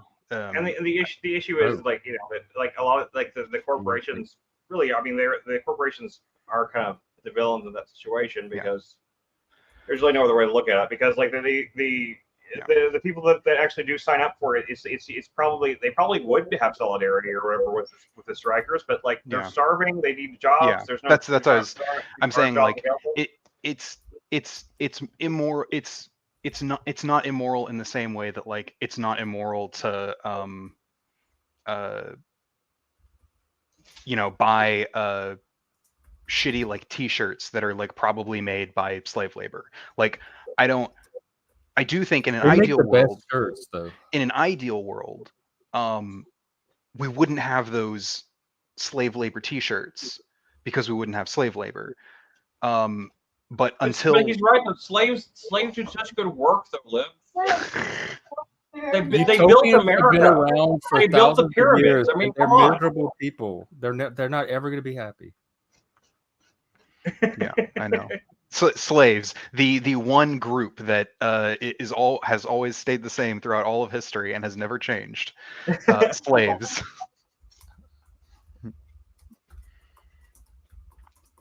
Well, I love it that Wonder Shows would skip the slaves built America thing, because when you think about that for like half a second, like it really is like you realize that's true. I mean, yeah, no, it's definitely true. It's definitely true, and it's like you think about the fact that like if like at the same like our country Who's probably saying wouldn't that? exist right now if not for Yeah, slavery. no, also, Daniel, no one's saying that. Who's Except no you. one's saying if someone's telling you this, if an autistic or neurodivergent person is telling you that they can treat others however the hell they want, I am telling you that is bullshit. Do not listen to I them think and call I them on think that bullshit. This while is that not person what may we be believe. autistic, they may also be a narcissist. Because oh my god, the lack of self-awareness. It's He did say possible, that. freak, if he asked it. Although I honestly don't know Yeah. what could have, because I Yeah. wasn't talking any different than a coffee shop in any other city I lived in. Partly because I was with this autistic kid I was working, and I wanted to show him in those situations, not like to Yeah, don't claim back your down. autism. Like don't capitulate to neurotypical norms just because someone asks you. Like decide for yourself if you want to do it. Don't give in to just some kind of pressure. So anyway, go ahead. I didn't mean to change the conversation. Go ahead. Oh no, that's fine. I think that's important to have. Honestly, the fact that Daniel's still yapping on about it feels a little weird. But Daniel also the other night said something about how I'm not accountable for the things I do. And Huh? I asked him what the specific thing I did that he's talking about. He never did give me anything. So he's kind of been like nipping at me about something vague. Was Daniel He's one of the getting guys? agony and I like Daniel. I enjoy Daniel. But Yeah, was Daniel one of the guys in the chat who was like really hating on Steven when Steven was around? Because I do remember there were a few people being like, "Oh, Jeff, Yes. you're just not seeing this, I don't know. and your Yes, autism's he getting in was. the way of you being able to see this." Was he? Okay, I know there were a couple people in chat who were saying that. I don't know. I think that may be what he's referring to, if he was one of those people. But yeah, I like him. you don't see me as talent. I hope that's not what this is. Yeah, No. I like King Steven, even though I don't think he likes me, but I still like him. Who? Oh, King that Steven. Steven guy. Yeah, I Eh. like him, even though I don't think he likes me. People can make their own decisions, but I have no. I'm not out Yeah, to no, spear the guard, convince people one way or the other. I just Yeah. had to draw the line. I drew. Honestly, I'm gonna be real. Like, he's probably like a good 20% less crazy than half of the people that come on this panel. Oh yeah. Like, I'm not. No, come on. Are you gonna name names? He's straight up delusional, dude. Have you actually seen? Never. I'm not, Oh no, no, he is. No, he is. I do believe you. He is delusional. I watched like a big chunk of his, almost all of his 12-hour stream he did, and oh my god. Yeah, he just is straight up delusional. He has some like weird beliefs about like this world and the spiritual world, and they're very interesting. But honestly, he just kind of feels like, other than that like weirdness, just sort of like a run of the mill, sort of like mildly trolly panelverse guy. Like, I don't think he's like particularly egregious or anything like that. Yeah, I didn't have a problem with him until he did what he did, but came at my channel. Well, I mean, but that's all he does, though. He goes to other streams, he starts fights with hope that he makes content. Right. So this is just he's just playing out his He's just pattern. playing out his Just pattern, one more yeah. stop on the way. Yeah, but that's pretty much what me and Illumatomic does too. So it's run of the mill. It's just Yeah. they're not- Our- they- Yeah, they're- he's definitely not that interesting. I mean, I Yeah, wouldn't no, that is what I mean. Like, he's less interesting, I guess. Like, okay, maybe not Machine. Machine's way more interesting. Hang on, I'm trying to think of someone. Okay, Neurojack. Neurojack is actually a really good example, because Neurojack is like kind of delusional in a lot of ways, but like he's fun to talk to because you can talk to him. I love conversations with Jack. And no, I know, that's what I'm saying. That's what I don't know. I'm saying. I wouldn't the difference say is. delusion. I if I was inside his brain, it would all make sense. I'm talking about he's conspiracy highly stuff. paranoid and sensitive to things. Yeah, no. When I say delusional, I mean I am talking about like people who believe in like conspiracy theories. Because like, yeah, Steven definitely does believe in a number of conspiracy theories. From what I was able to parse together from some of his streams. Um, He's just an angry, Absolutely, hateful Daniel. person, really. Yes, you definitely say what you want. I'm not trying to discourage that. Just as long as you don't get malicious toward a guest or somebody. But yeah, you have your. I didn't think you. I didn't take it as yapping, by the way. So yeah, I don't think and you're yapping. I'm taking this in. I may okay, not yeah, understand okay. agree with all of it, When but I am did taking it in. also when I did say yapping, I'm sorry. That was a little bit more glib than I meant it to be. You were genuinely bringing up something that was a good conversation to have, even if I disagree with your perspective on it. I also believe you when you are experienced with ASD. Sure, you are allowed to say what you want.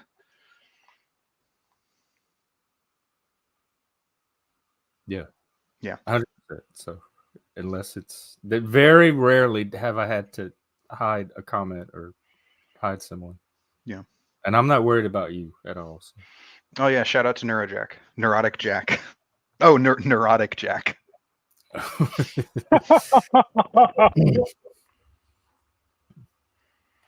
Actually, wait. Does King Stephen like porn? I don't know, but I'm all for. I don't want to know.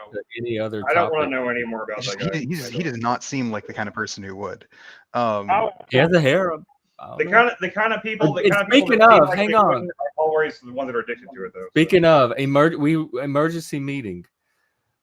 I'm following up on the boobs and the harem. I got very excited a few days ago. We had this new strategy.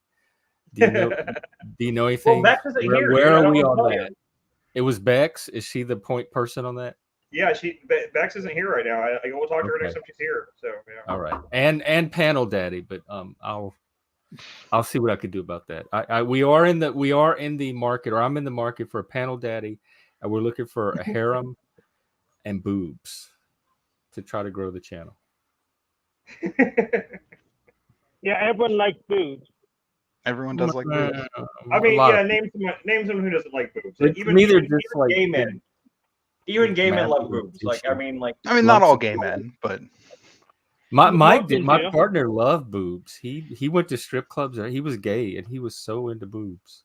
Oh, I mean, I kind of get that. Boobs are. There's just something about them. Plus, it's just fun to say boobs, Boobs. Boobs. Where's Frank? Speaking of boobs, where's Frank? Yeah. I haven't seen Frank. You don't like boobs, Andy? Well, I don't know. I don't know what to tell you. They look. Like if I had boobs, they just look unwieldy. There's a lot of extra stuff for gravity to pull on up there, and it just seems more free to just walk around without that. But then I'm a guy. I've always liked my guy body, especially growing up with women. Like I saw all the ins and outs, pardon the pun, of life as a woman, and I was like, oh my god, I'm so glad I got it. Yeah, I mean, so I grew up with a sister who was like around my age and a mom, and oh my god, I had to share a bathroom with my sister for quite a lot of my life, and oh my god, let me just tell you, okay, and this has been. I have lived with a number of women. Okay, so this isn't just like, oh, I've only experienced this once. This is like a solid 4 out of 6 of the women that I've lived with their bathrooms specifically are disgusting. You see some things. Yeah. Women. I don't associate women with these like little pristine, delicate creatures. No. I've lived with them. I've heard their conversations. Yeah, y'all. If y'all are not familiar with women, and y'all gonna find out after you get married or end up living with one. Yeah, women can be nasty. They were way worse than the guys, and conversation in some ways. It depends. And they developed they knew shit. My sister's younger. She's like a couple of years younger than me, and she and her friends knew shit that I had no clue about. 2 or 3 years older than them. They already knew all this stuff. I learned from them. Yeah, maybe, I don't know. Some of that might have to do with like for especially for like cis women, like, going through puberty earlier. So like having to start dealing with a lot of that Oh, do stuff. they go earlier? They do go earlier. On average, yeah. It's Yeah, it could be. female puberty starts between 8 and 11, and for Hmm. males it's like Mine 11 didn't start to till 13. 12. Yeah. Yeah, that's what I heard. And my sister was way more socially aware than I was. Like, talk about pick up on social cues. Like, whatever I didn't have, she had like double of. So I would watch her have all this social awareness. I'm like, how is she knowing that? How is she connecting these? How is she put all this together? Was she autistic? I don't think so. Hmm. She was pretty neurotypical, but she was good. She's sharp. She's very socially sharp. Yeah. My sister's the same way. Though admittedly, yeah, no, I mean, I do think not that obviously autistic anyway. Yeah. My sister does have she definitely has ADHD, which she should get tested for, but she isn't. So, that's only Colt, based are on my you opinion. do you have friends? Like, have you not had friends? No, what cult means is that cult's only friends are non-binary people. Oh. That's what that means.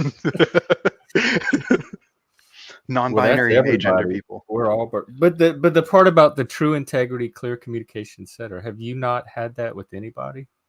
Because that's, I was fortunate to have some of that early, and it was so key of an ingredient. I made sure wherever I was, like, I constantly had at least one or two people that I had. I've never. I asked the other day, and Chris told his version, if there's been moments in your life when you've ever been truly alone without other people or without this kind of connection with people, and I honestly haven't yet. Really? And, because that's so important, I make sure that I have it. Like, I have. If I don't have it, that's the first thing I have. Like, when you're camping on Survivor, the first thing to do is start the fire. Anywhere I'm at and I don't have that, the first thing I do is find that. I can't, like, that is the starting point for everything else. So I think for that reason, I've just always been able to find it or create it if I need it, if I didn't already have it.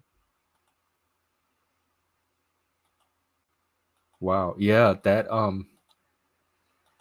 I've done that too. I've outgrown friendships. I've had them outgrow me. I've had conflict. My best friend, like, we don't speak to this year. We grew up together since second grade. We were like, he was like a part of the second part of the family, and we were both gay, so we grew up. We had like each other's support system very early, etc. And we had some stupid drama. He moved to when I lived in Vegas. I invited him to move to Vegas with us because his family was moving to Alabama, and he moved in, and just some silly drama started, and it escalated, and to this day we don't talk. So I've had friendships for that long and that deep go up in flames over just stupid drama. Where are you again? Chick-fil-A? It's green. Sheet. Who? Sheets. Oh, It's a that gas station restaurant. that gas station. Yeah. Convenience store restaurant. Yeah. Yeah. I like the lighting. That'd be good for a movie. It'd be really good for a movie, actually. Yeah. And no one's perfect. Like, no one's going to ever have 100% integrity, but you look for the pattern, like the ones that seem stable and reliable in integrity. Like Jeff. I do try. It bothers me when I know, like, I have to sleep at night. So if I've done anything that day that is going to sit on my conscience and I'm going to toss and turn, I hate that feeling. So I avoid it as much as possible.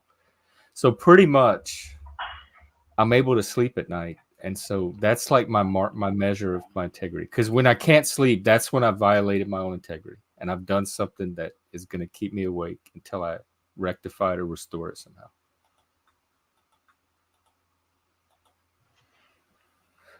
Sometimes that's why you have to figure out how to identify the healthy connections in your life. Like Yeah. some clues is it should be enhancing your life. You should get like some kind of positive benefit or growth from being with them, and not like drain or negative or having to be the one to carry their weight as well. And reciprocity. Yeah. If you're the one having to do all the work or initiate everything, and it's not give or take, that's another clue that it might be a relationship. And also, Colt, it might be worth it to understand, like, the way you're speaking, it sounds like you make a distinction between like friends and acquaintances and stuff like that. Like you think that I guess a friend Is it the purple circle? What? The purple circle. They taught me that at one of my jobs. It's purple like circle? something they teach the kids. They have them stand in a circle, and like your inner circle is your family and friends, and then there's a ring around that that's like your acquaintances, and a ring around that is strangers, etc. And you're supposed to like be aware, like not let people into your purple circle unless you know it. And I'm like, I've never heard of this.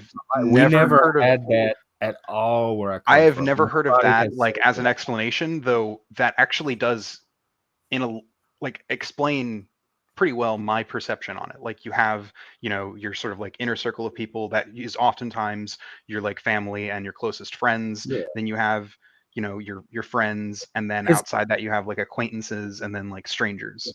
Yeah, and for a lot of kids or autistic adults, even they might not always like, because I don't know levels. If I'm connected with someone, it feels the same as any other connection, whether it's a close friend or somebody on the bus. So I don't know how to rank people. It's just all people to me. And so the purple circle was so strange of a concept. It's not so much a ranking thing for me. For me, it's more of like, and I think this might come from like my being polyamorous, which is that like it's not so much that there's like levels, like, oh, you're my friend who I'm like really close to, and then you're my other friend, this is my other friend who I'm less close to. Yeah, no, I don't treat it like that. I treat it as like, okay, so like when I'm with this person, right, like this is how our interactions happen. This is like our sort of way of being around each other, what we do for each other, the things that we give and get from each other, and that sort of thing. That's our relationship. And I view every sort of relationship as its own sort of like individual thing. But there should be like a balance to it, ideally. Yeah. But like each one is different. Like my relationship with my one of my friends is going to be different than a relationship that I have with another friend, because they're two different people. So like, I'm the same way. Each individual friendship is its own quality of friendship. Like I know what you mean. Yeah. It's just like I want to understanding that they're not all, and that might be the purple circle might be a neurotypical thing too. Freak, I know that I think we like you here. I mean, I like you, Freak. I like you very much. I think you're like one of the, I've said this before, like one of the more stable, grounded, steady, reliable people in the panelverse. I think you bring great value. So I want you to know, at least as far as I know, everybody that hangs out here enjoys you. So I like the Freak. I always have. I mean, I pretty much like all of our chatters for the most part. I mean, I don't like the people I don't like. Usually don't laugh. Like they usually don't stick around. Yeah, they don't stick around. Yeah. Also, Freak, I wanted to say, I love your little profile picture thing of Neo. Me and my polycule just rewatched the original Matrix trilogy, and honestly, it still holds up. It's still really good. Yeah, no, I watched it not too long ago. It's still pretty good. Yeah, I mean, I think I actually like the sequels, even though most people, a lot of people don't. But yeah, no, I love the sequels. They're like ridiculous and loony, but that's kind of, I don't know. Like pretty much like the big rave sequence in the middle of Reload is the worst. Is the low point of the series. The low point? I think that's the high point. What the fuck are you talking about? That was it's so dumb. No, I think it encapsulates Zion quite well, actually, and I like it. That sort of like feral, almost like animalistic vibe. Yeah, I like that. Yeah, no, like that's unironically, I think that's kind of the point of the scene, is to establish that like humanity is alive, and in What? like Wait, a what is that? This is a movie anyway, so I shouldn't get too caught Wait, up on it. But what does have it you? mean? Humanity is alive. I watched the very first Matrix when it first came out. Mhm. I found it a mediocre experience. I'm like, this is philosophy 101. I got this from Yeah. Plato when I was in junior high school, and I didn't watch another one after Yeah. that. I did like Sense8 a lot. I enjoyed, I think, at least the first 2 seasons. I Yeah, think they're only worth Outside of that, that's my extent of knowledge of the Matrix. And I know what I the Peel analogies come from there. what I mean by that is that within the story of the Matrix, this is less about sort of like the philosophy, the themes, and more about like the actual plot. Oh, I barely it- remember it. yeah, in the second one, they take Neo to Zion, the human city, and it is a proper like city. Like there are like 250,000 people who live there. So like this is human civilization, but actual human civilization, not fake human civilization within the Matrix. And it's just like, I think that scene, because it's also like this very quote unquote erotic sex scene between Neo and Trinity. It's more to like show that like there is life and things happening outside the Matrix.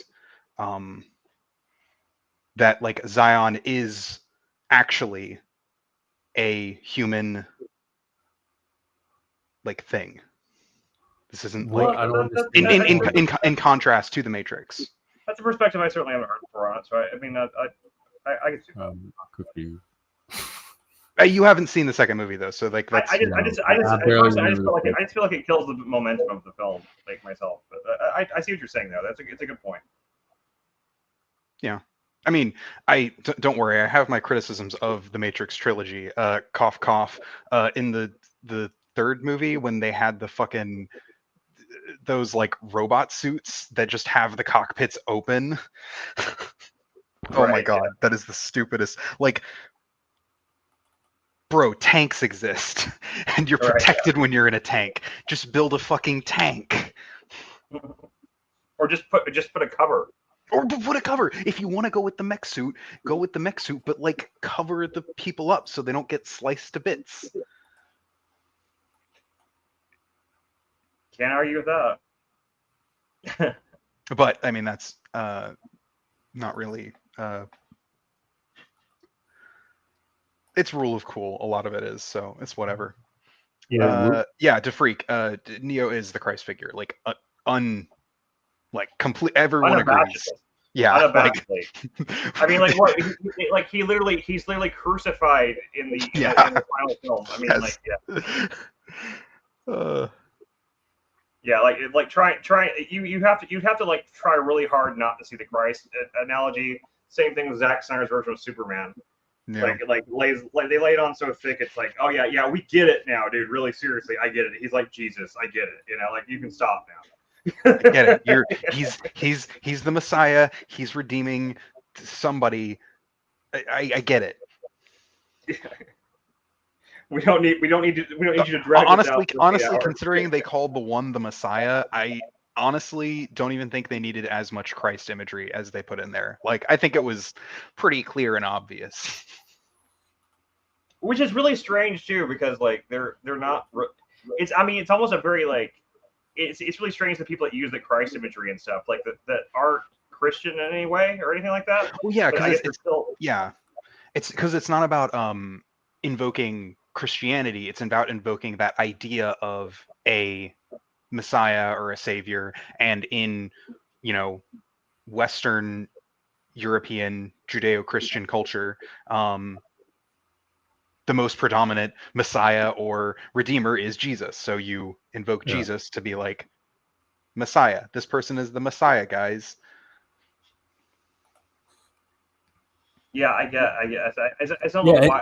It just makes sense artistically. Yeah. I mean, it doesn't have to be like Christian. Because it's I don't know why people are obsessed with like that idea of like the idea of the Messiah type thing. Like, why? Honestly, as much as I've heard people talk the Matrix, I've almost never heard that come up. That's not even the part I hear people focus on. It's more about well, the if reality you versus saw the third simulation film, and the pills. Yeah. you saw the third film especially, you know exactly what I meant. It's really Yeah. Like, Jeff, you are right that especially the first movie is basically, freak. No, I am not Jew. Well, I mean, I'm 0.04% Ashkenazi Jew. However, in 23andMe, Ashkenazi Jew sometimes gets mistaken for like Iberian Spanish. So it's So- not able to tell which one you are for sure. Yeah. Oh. So you and Chris could be related. Maybe. But I'm that, but I'm most predominantly I'm English and German. Anglo-Saxon. Yeah. White boy. I am the whitest. me too. Spanish, Southern by the grace of God. British, and German. Mostly of most of my family. The Anglo-Saxon doesn't fit as well with the Southern, but it fits with being American. The South was settled by Anglo-Saxon. That like the Carolinas and all that region was. Yeah, the region in the South that I'm from was not settled by Anglo-Saxons predominantly. But that's partly because my ancestors stayed in like either they came over into Texas, then they went to California, then they settled in Indiana, and stayed there for a while. But then, like more recently, my family moved into Kentucky and from Indiana. They trickled south. They trickled south, east. Is that kind of where around where Gummo was filmed? No idea what Gummo it was is. like the part of because I always thought the movie was You filmed in Gummo? Kentucky, and it was like filmed in Ohio, but there's a part of Ohio that like borders a part of Kentucky, and it's all that same kind of impoverished culture. Oh, okay. No, I do actually remember this. I don't think I've seen it, but I have seen this poster. It was shot in Nashville, Tennessee. It's not. Yeah. It's not what I would call like a really enjoyable film, but I do think it's a good film in a lot of ways. I don't know. It's hard to watch. It's hard to watch. Kids is hard to watch, but I can sit through Kids. Gummo is really hard to watch because it hits Gummo's really hard to way close to home if you grew up like I did. Yeah, I feel the same way about it. I wouldn't like recommend it per se to people. But, Did you like, see Mr. Lonely? One of the other ones he did? No, I haven't seen that one. That was pretty good. I've seen Harmony Korine also. He's also the guy that did Spring Breakers. I saw that. Yeah, I saw Spring Break too, and I even saw Breakers. Trash Bumpers. Spring Breakers was pretty dumb actually, but the Mr. Lonely was pretty good. They used to have it free on YouTube. It's about a Michael Jackson impersonator. Oh, I think I have seen that. I forgot And about that. he goes to Paris and he finds this little group of celebrity impersonators that are all living in this castle together. It's like a little group of misfits, and they all understand each other and get along, and they live out their fantasies of being these celebrities together in this castle. It's really fun. Especially for outside, like people that are outsiders. Yeah, sounds cool. I mean, I'd check it out. I advocate for I have moving seen it. away from autism as a thing and just seeing it as individual traits and characteristics and troubleshooting them as needed, whether finding the environments where they're supported and not getting on everybody's nerves, or finding ways for people to understand them, or finding things you can do to minimize them or adjust them if you need to, etc., instead of medicalizing everything. It just seems easier to take a more practical approach. And I agree with Jeff. It doesn't really make much sense as a category in either medical or sociological.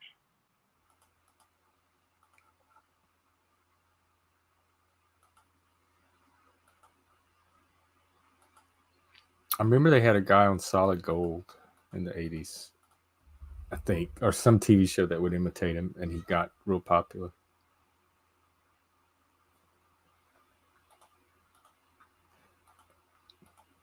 Yeah.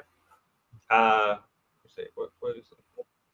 I don't know if that acronym was just made up by me or not, but here. What does I know the functioning labels they're starting to move away from that. We aren't doing well accepting it definitely is hard to get people to believe us. Or it's theory of mind and double empathy. Maybe I'll show a video on that next time. Autismatic has a good one. It's mainly Because double. you're working off of like how your own mind works when you're trying to understand other humans or interpret their behavior. And if your map of the brain is not the same map that the other person's working off of, there's going to be miscommunications and disconnects. And it's understanding, and it happens on both sides. It's not just one person. Both maps are not aligned. And that's why I call it the double empathy. It's not just one person not being able to cognitively empathize. It's both. And so you have to learn someone's theory of mind and then make adjustments to yours based on that. And not everybody, it's a skill. Not everybody can do it as well as others. Yeah, I agree on the double empathy problem. I actually reject the term theory of mind because it doesn't make the minimum qualification of being a theory of any sense. I think what Daniel said here, I would agree 100%. I say that all the time. It happens. It comes. We come out this way. It's baked into the womb. And that chart I showed yesterday with the genome and then the brain and then the social influence, it's in the genome part. And the genome is what the brain, like that tells your brain how to form and operate and stuff. And so I would agree. All right. What is the freak trying to stir up here?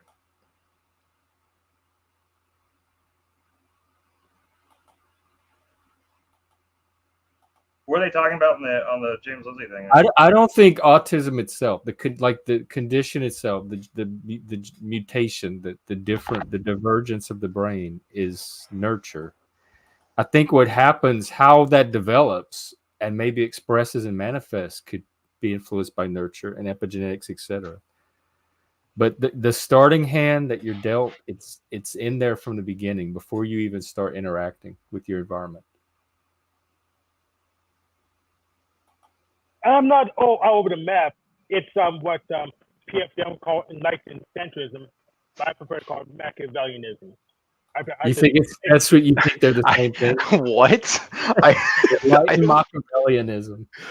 I don't think enlightened centrism is the same as Machiavellianism. Oh, really? What's the difference? I honestly think that's probably giving people who because we're ruthlessly exploiting the poles between left and right. Like a Machiavellian is like basically the ultimate utilitarian where your only need is to gain more power or gain or maintain power. And what is centrist do? Well, centrist is basically a contextual term that like relies on talking about centrist in a certain place in a certain time, because centrist sort of refers to centrist needs a what is that box, the window, Overton window. Because like what is sort of centrist, the center, will change depending on place and time. What is centrist today was not centrist 70 years ago. Yeah, and once you now talk about enlightenment, then you can talk about enlightenment now, then you can see how it can get from Machiavellianism into enlightened centrism. Go ahead, Lib. A Machiavellian would just ruthlessly exploit whatever system that it is, whatever Overton window system that it would be within, which at certain times would have definitely not been center politically. Yeah, and I talk about enlightenment. What does enlightenment mean, Lib? I mean, I actually in this context, it's like just like it's a meme word. Like it's not referring to the Enlightenment, unless you think that it is. Yeah, it does. Lib, I should have stopped you. I saw this rabbit hole coming before you stepped your toe into it, and I was distracted. But I don't know if you want to take the opportunity to back up or keep going with it. I'm okay either way. Yeah, all you need to do is to find enlightened, and then we'll be in the same spot. Go ahead, Liv. So in this sense, when you say enlightened centrism, enlightened is like a meme word that you would put to sort of claim that whatever centrism you're talking about is like the most ideal, the best, not necessarily like saying anything about what it is politically. You're just sort of adding an adjective to the word to say this is better than anything else. That is what I think enlightened means in this sense. Yeah, and that's how we get to. That's how we transition. Pretty much going for the best. If a Machiavellian decides that is acts on average a centrist, there'll be a centrist and think to the best. Therefore, enlightened centrism is Machiavellianism. So thank you for coming to the same conclusion. Well, no, that would be true, but I don't think Machiavellian. If you were to take Machiavellianism and apply it to like political systems, that would lead you to not necessarily centrism, because not all systems are as easily exploited by the centrists. You know, if you were to go to I don't know, Russia, okay, you wouldn't want to be a centrist. You would probably want to be like a pro-Russian oligarch or something. Or if you went to if you want to exploit that system, you know, and the oligarchs aren't exactly centrist in Russia today. So yeah, I agree with you. But in America, the centrists actually have the most power. They have the most leverage right now. Yeah, I actually don't disagree. But I don't think that if you want to be like Machiavellian in America today, though, I mean, honestly, any party has scope for that. You can do it. Yeah, you can be Machiavellian in any social group. We could be Machiavellian on this stream. I think the Republicans probably have the most room for something like that right now, but that's also due to the Republicans being in kind of a really weird position anyway. Like, I don't think that's anything particularly intrinsic. I just think that not bad actors, but people who are hyper focused only on power attainment. Probably have their best chance. Yeah, probably have their best chance in the Republican Party.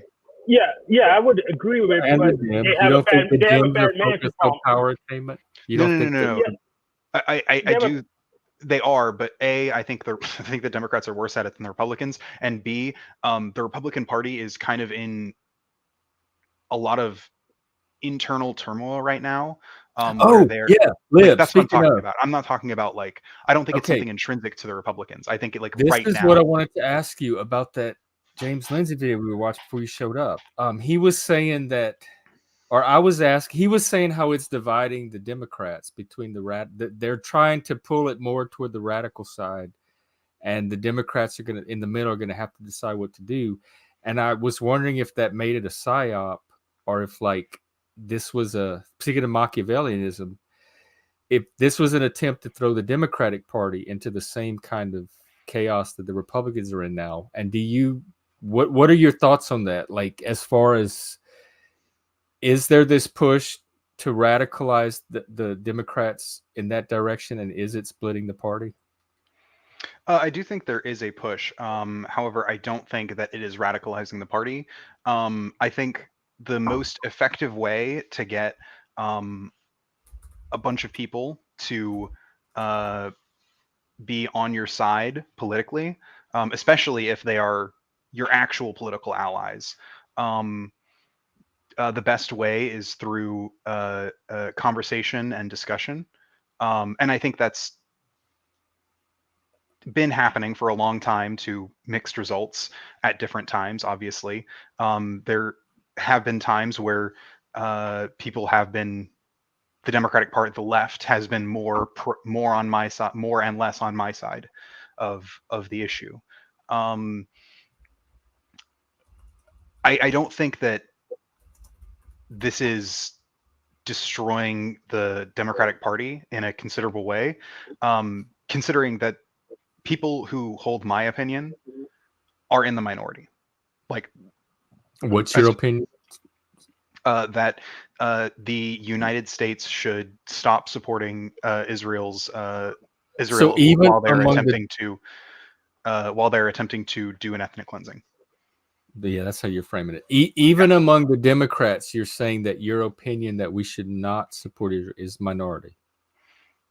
It fluctuates. Right now, I think it's in a slight minority, if only because like there's a huge support within the Democratic Party to, like, for instance, open up more humanitarian corridors to get aid into Gaza, which is good. I think that's okay, but that's not, I think, where the main disagreement lies. Like, I think the majority of Americans are pro opening up humanitarian aid corridors, especially after the UN has been warning of famine, imminent famine. I think people are broadly okay with that. Didn't you say or someone on here say the other day that the U.S. is opening up their own, like they're bringing some boats or something and they're going yes, around? we are building a dock. Yeah. I tell That's you just what, taking Lip, time. I tell you what, Lip, I do not have the money to perpetuate more wars in the Middle East. So, Well, that's no. I'm also against wars in the Middle East, and that's why I think, like, for instance, the United States sort of making sure Israel doesn't do more crazy shit to instigate conflict with Iran would be good. well, Didn't they just get shot at by Israel- Iran? I thought they handled themselves pretty well. No, they didn't get Yeah. well. So they did get shot at by Iran because they shot at an Iran consulate and Right, destroyed as an part Yeah. of retaliation for the No, war being- I'm aware. Like, I know, like, this is a very big tit for tat thing. Yeah, but every time you However- talk about Israel, you try to make them seem more culpable than they are. because Yeah, Iran is not currently the one who is, like, at risk It's a of pattern with you. instigating So I'm just reacting to that. a nuclear war in the Middle East. Right, you see him as the instigator. They instigated October 7th. They instigated not- the I bombs have that never them said and they- most of the hang Middle on. East came together to shoot out of the sky in a united front. I have never said they instigated October 7th, nor have I ever implied that. And it is, I don't know if you have never implied it, but I won't push that point. on this channel, I have never implied it. To you, I have never implied it. yeah. Like I said, Here's the Not issue.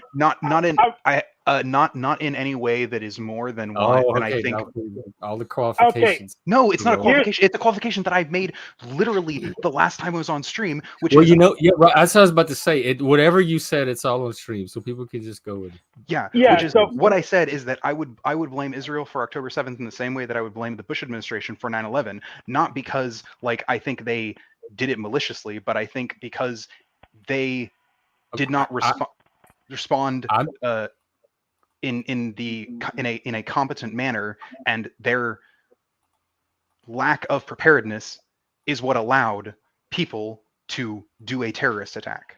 Yeah, here's my issue. Iran states their problem with Israel is that Israel exists. So, what do you want to make Israel not exist to make Iran happy, or do you want to protect our allies or one ally in the Middle East? Okay. I was just trying to point out that I don't think Israel gets a fair shake from you in these conversations. It's an impression I have, and that comes is an up impression you have. consistently when I hear these stories, and that's what my reactions was in response to. Hey, Chuck. My thing is I would like for us to prevent another regional conflict from exploding in the Middle East. And it seems that actually most Middle Eastern countries also want that, considering that a number of them shot down the Iranian attack. Yeah, assisted Israel. I'm not as worried as yeah. everybody else seems Yeah. to be. I think sane, cool heads are going to prevail, like they have my whole life in these situations. Well, they haven't your whole life, though, because there have been periods in your life where conflict has erupted. Yes, but they prevail. We're still here. I'm still sitting here talking to you. Oh yeah, like no. You're still sitting nightmare here. scenario has not happened. what do you think the nightmare scenario is a Whatever war breaking out in people's the Middle fever East? dreams around this are, some of them are thinking rapture and the end of the world and trying to trigger the second temple. I hear talks of nuclear war, all kind of stuff. This is just war as usual to me. I'm pretty sure the people in charge are going to handle it and the world's going to move on. Well, I don't think it's. I feel like you are. I don't know what you're reacting It's to. not Okay, even so- a war. It's a No. skirmish. My thing that when I say a regional conflict breaking out, I do just mean a conventional war breaking out in the Middle East again. Right. Like- And my statement was, if you want to go back and watch or wherever, it was that I think cooler heads will prevail. I'm not worried. So if the people that are worried about escalation and conflict, I don't have the same fear and worry that they do. Because generally the pattern in my life is that cooler heads do end up prevailing. We haven't had a major nuclear World War III event happen. I'm not talking about major nuclear World War III. Well, a lot of event. people are. So when you talk about escalation, you're I'm talking letting to you know me. that is definitely part of the Sure. discourse. Sure, but you're talking to me. Well, and I what I'm don't talking have a about way is to just a separate you conventional from. war. So I'm learning for the first time as we talk that you are not one of these people. But it was perfectly natural for me to associate you with because that comes packaged with the discourse around this. When I hear people talk about escalation from the left, I've never seen it not come coupled with nuclear war or some kind of rapture narrative, because they always try to have the most dramatic thing to react to. So if you have a more balanced or reasoned vision of it, I'm finding this out for the first time, because the norm that I've experienced from your side when people talk about this is what I described. So now we can correct and move on. Okay, so we can correct. So what I'm talking about is a regional because I'm pretty sure Israel is one of the few countries in the Middle East that has nukes. So like I don't think there would Officially, they don't. Nukes, all of a sudden, nukes. I gave him 2 seconds, and nukes are already back in the conversation. No, Here's the thing. I'm using that to dismiss the idea of nukes being used, because I think that Israel is probably the only one who has them. And honestly, Israel wouldn't use them unless they were like literally being. So then, what's your fear? My fear is your fear of escalation. I'm like not regional worried about an escalation that the people in charge won't be able to handle. I mean, I'm not sure that we'll be able to handle all of Hezbollah invading Israel. Okay, but my mind's not there yet. Is that where you are? I mean, that is the next really big step of escalation, would be the Iranian proxies putting more pressure on Israel. Okay. Well, Like Israel doesn't more. need nukes. You to may take be over reading Palestine. stories I'm not reading too. That gives you that. So you may have access to information I don't have.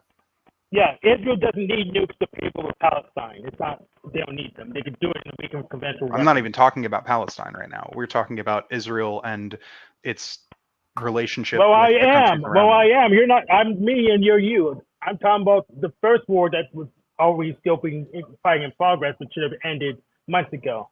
They don't Yeah, even I need agree. nukes. So they need to hurry up and wrap that up. So Yeah, actually, I remember really just don't want to. leave them alone. Yeah, If Israel wasn't distracted, I remember just leave them alone. So they just need to wrap this up. what, Iran? No, Iran's been fucking with Israel. Iran's been fucking with Israel for a while, but a lot of that is like just normal tit for tat stuff, because Israel has been fucking with Iran for a while. Like it's one of those things where like we're so far beyond the instigating point that like it's not really a matter of who started it. It's a matter of the adults need to make sure it doesn't escalate. Right, and that's exactly my point. That Hmm. I'm confident that they will, because historically they always have. They've been playing tit for tat my whole lifetime, and the adults have made sure that it didn't get out of control. And I don't see any reason in this situation to think otherwise. So if I'm going to put my chips on the table, I'm going to put it on the side of the people in charge are going to. Yeah, I mean, in this situation, okay. we're fine. I don't like future situations. Who knows? But like, I think right now we actually have good indications that a hot conflict may be on the decline, considering that Iran did their attack. A bunch of and that the whole, why did we even argue? Isn't that the exact point I was trying to make? Did you just want to be the one to make it? What? No. I mean, I don't think that there are always worries about that conflict getting bigger, but like the recent thing has shown that it didn't. Like, they didn't set off the powder keg. That's Okay, exactly what I but the powder said. keg's still there. But I'm not worried about it. You're not worried about the The several tons powder of keg has TNT? been there my whole life. It's gonna be there. Your grandchildren are probably. It's gonna be there. And the fuse isn't lit yet. The powder keg's there. It's just not been lit. I mean, yeah, but So a powder keg sitting there is still But not it's been. exactly I safe. guess I'm less worried because it's been sitting there my whole. Just like nuclear reactors have been sitting. It's been sitting there my my life, whole and I life haven't too. like been paranoid about them every second of the day either. I'm not paranoid about this every second of the day. I think that it is a reality that the Middle East is a very, very potentially disastrous area geopolitically. It's been That Oh, volatile yeah. my whole life. That's not like Exactly. you're telling me like the sky is blue. Yes, I agree. Yeah, I know. I know all of that. I don't see anything different about this. Well, I don't believe it. Wait. Oh, it is. And then, In Hank's case, the sky is green. I can tell by the shadow. this guy is Matrix. you don't even have your camera on. How can you? It's not, It does look good. Hank, that is a good. Yeah, good it is a point. good The green. good vibe. yeah. So how this works is because pretty much the ball is actually yellow, so you have like the green light comes in because of the optics. Wow. Yeah, I don't believe that, freak. I think Israel. It's not in Israel's interest to. And historically, they haven't done all that. So Yeah. I mean, like, there's some Israeli. I'm gonna say the majority of them are activists, though there are a number of government officials who support this. An idea of a greater Israel. However, currently that is mostly just like a fringe group. They're like the West Bank settler types. Like, they're the fucking nutsiest of the nutsiest. It's Long Island part of Greater Israel, though. They have Long Island. They don't have Long Island, no. Even though I'm not gonna say it. Well, you got your two different types. You got the Hasidic Jews and the Orthodox. Is that what it is? Oh no, Orthodox is a religious distinction. If you're talking about like ethnically or culturally, there's a couple different kinds. Yeah. Is Ashkenazi are the Europeans, right? Or were they the Ashkenazi were the Europeans. There were Aesthetic. are the Hasidic the They're the ones who wear the curly hues, yeah. Okay, No. and then that's a European. hang on, I'm gonna look I this up. got mine mixed up now. Yes, you do, but that's normal for you, Chuck. Thank you, No, Hank. Hasidic is just people who practice orthodoxy. I am looking for. You got the hardliners. I forget what they were called. Well, that's but again, that's like a cultural thing. I don't know if you're talking about the cultural groups or the ethnic groups.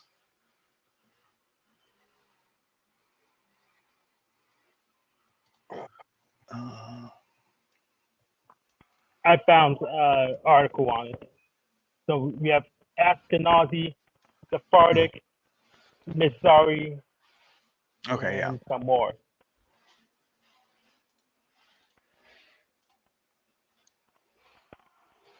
Okay.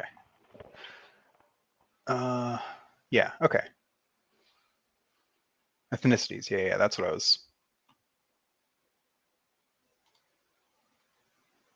That's what I was looking for.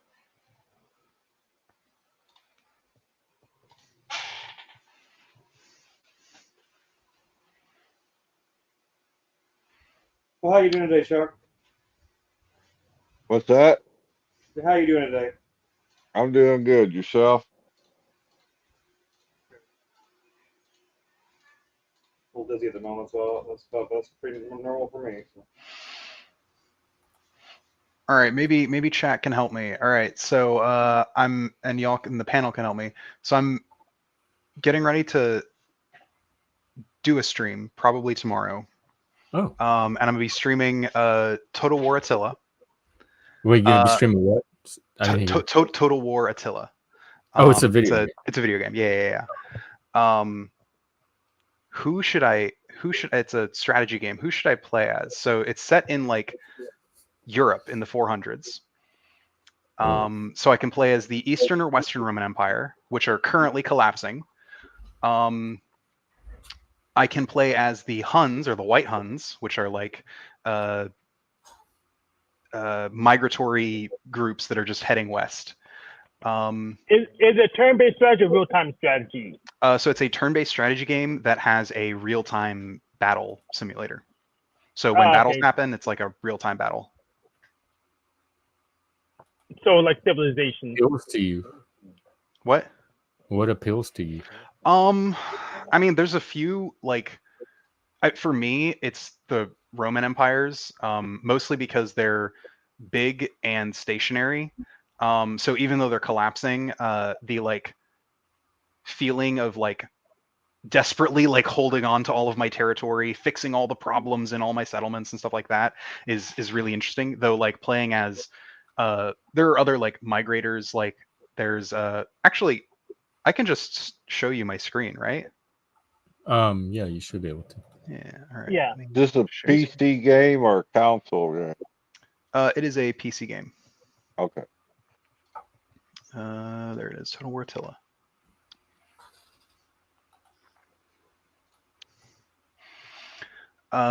Yeah, so there's the okay, this will help me because I can tell you their fashion, judged by their fashion. Yeah. Okay, so these are the two Roman empires.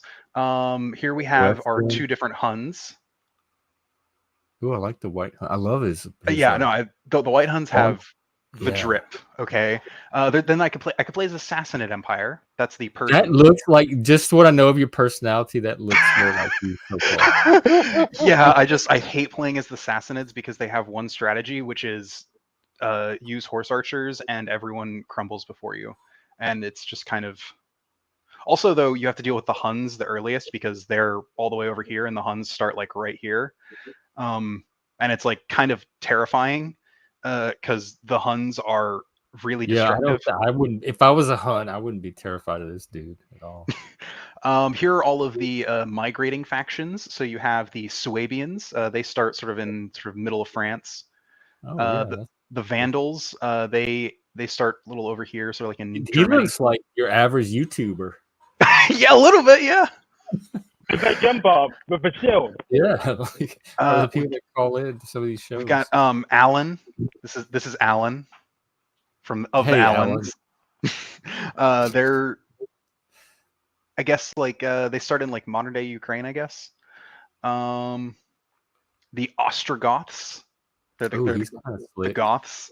Yeah, these are the inheritors of Rome. These are the people who historically later on would go and then sack Rome, capture Rome, and then pretend to, and then just like be Roman from then on. You're right. This is a hard chart. I would have a hard time choosing. You get the Visigoths. So Liv, I think you should play whichever one has the best politics to you. So I would say none of Western Rome. Like, not even what Rome? No, Rome. These are the two Romes. Yeah, I don't like his leg warmers. Put it back on the other one. Eastern Rome. Yeah, I like it. I like. Well, he has them too. Yeah. I like the purple cloak and the gold. I actually like playing as the ERE way more because they have where is that ability? Economic powerhouse. Yes, this is the. Well, no, they would have definitely killed all the Ortho Bros because the Ortho Bros were definitely not Christian enough for them. So this one has an ability called interest. So you get a plus 5% interest on your treasury at the end of each turn. So you just get more money for having more money. It's really fun. The rich and powerful. Here's the barbarian. Here are the kingdoms. So these aren't migratory places. These are like stationary empires. I can't even see them. All I see is this little the Langobards. Yeah. We've got the Burgundians. Again with the skirt. You might this might be a good option for you. Look at that hat though. Look at that hat. Do you not see Yeah. that hat? I don't It's a see pretty that. I don't sick see hat. the hat of you. with the horns or something. Definitely not that one. Oh, we got Saxons though. You know, everyone loves a good Saxon.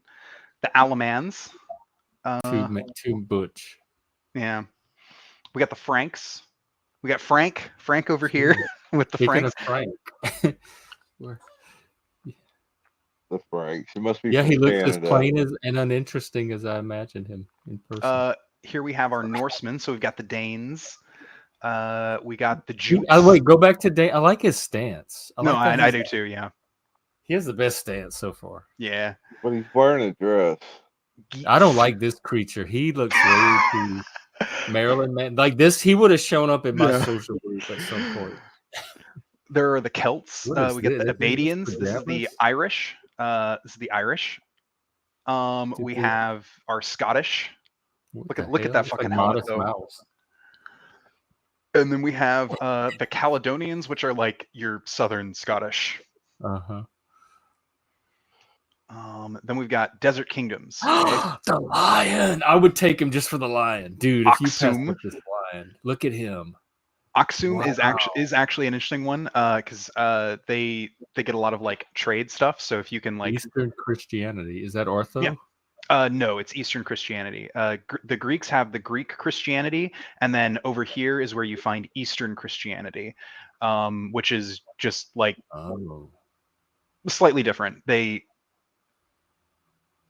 It's basically like, so this is before the rise of Islam. So you just basically have Christians living amongst pagans. So it's like that mix of Christianity and paganism. That sounds fun. Did they get along? Oh, We with kinda Greek have that here Christians? in the Fuck no. US. Oh, Fuck no.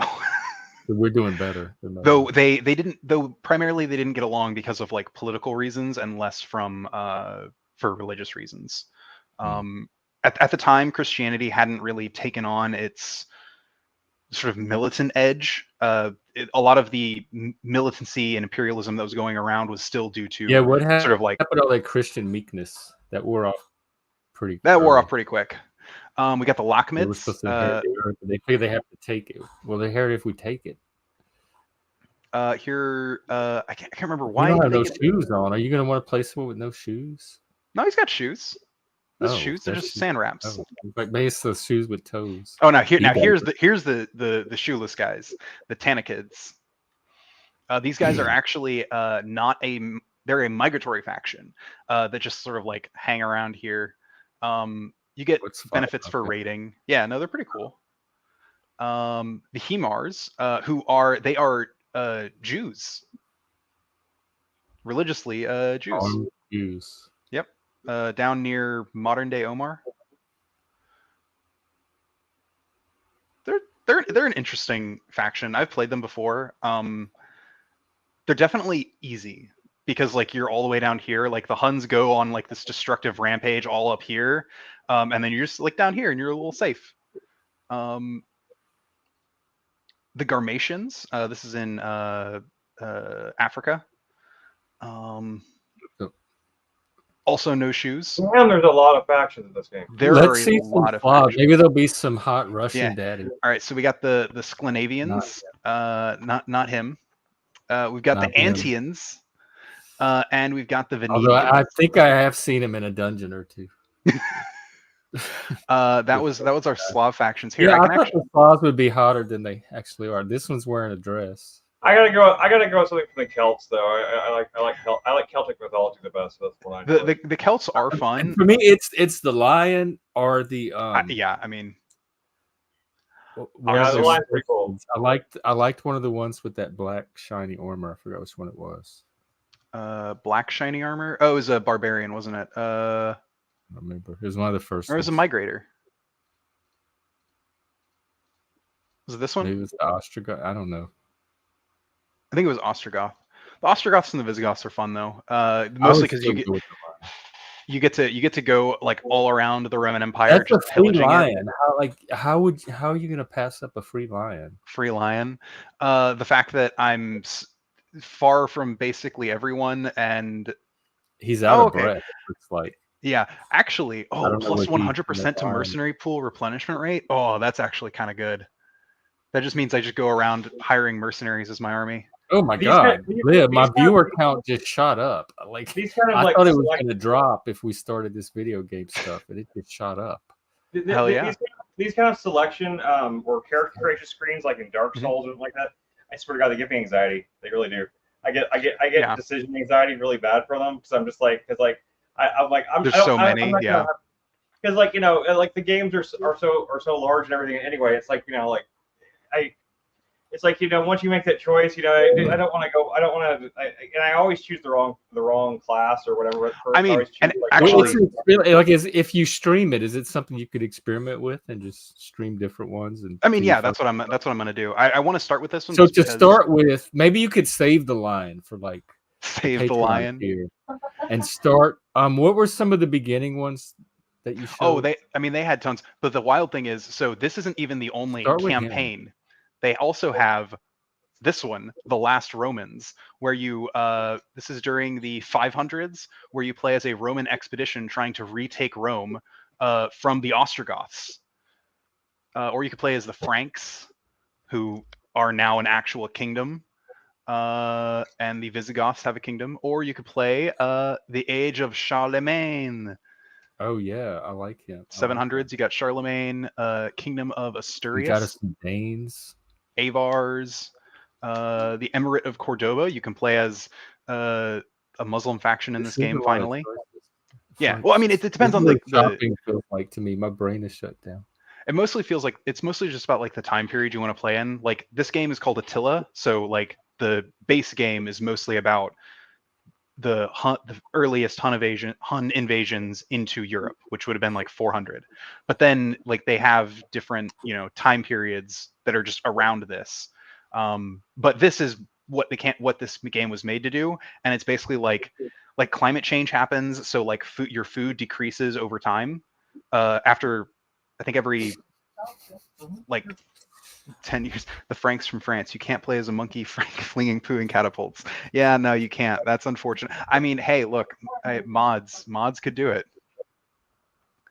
But like in this game, like especially if you play as like one of the sort of stationary factions, like your whole thing is like basically preparing yourself for in 5 years' time when it's going to get really cold and you're not going to have any food, and also everyone's going to be invading you, and also like Rome is collapsing. When are you streaming this? I'll probably do it tomorrow.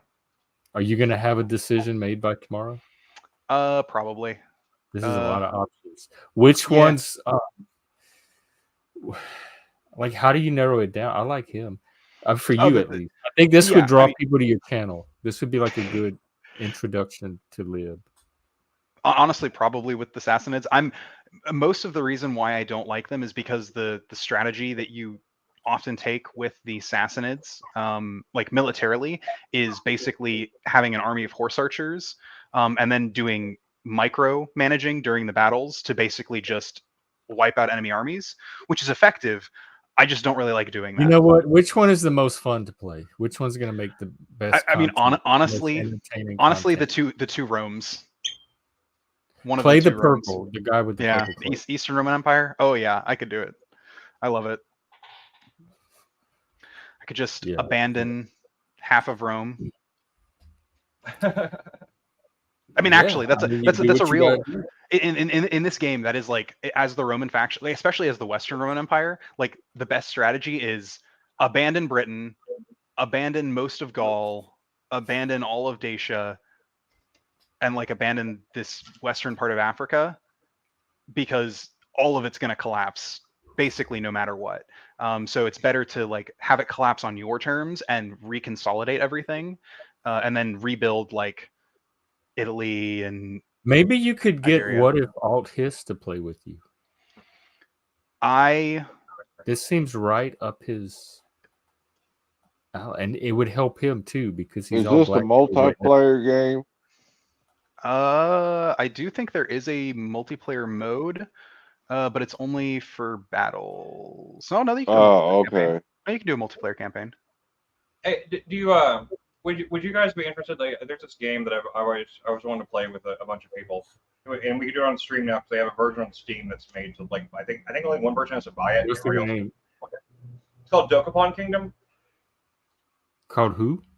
Dokapon Kingdom. It's kind of set up like a Mario Party type game. It looks like a Mario Party type game board, but there's no mini games. Instead, Yeah. when you land on like a space with somebody else, like every space is like these random effects, and like you can build up wealth and stuff like that. But if you land on a space with like another character, then you have to fight. And you Yes, I like that game. Yes, I played that game on the Wii. I don't know if when they get ported to the PC. Hopefully, I can get it installed DRM. But yes, I would play that game. It's Yeah. fun. I've made a gaming channel in the Discord specifically for us to start coordinating games. Well, I mean, I We can like to stream stream, it I like if to you stream want. it because it's a game that makes people really angry. It's a drama creation That's game. good content. Yeah, absolutely. I still want to do Cosmic Encounter. I think that's infinite amount of content right there. Well, Dokapon Kingdom is just really easy to set up because you don't have to go through any extensive character creation. Then you just kind of get like a character and you start going.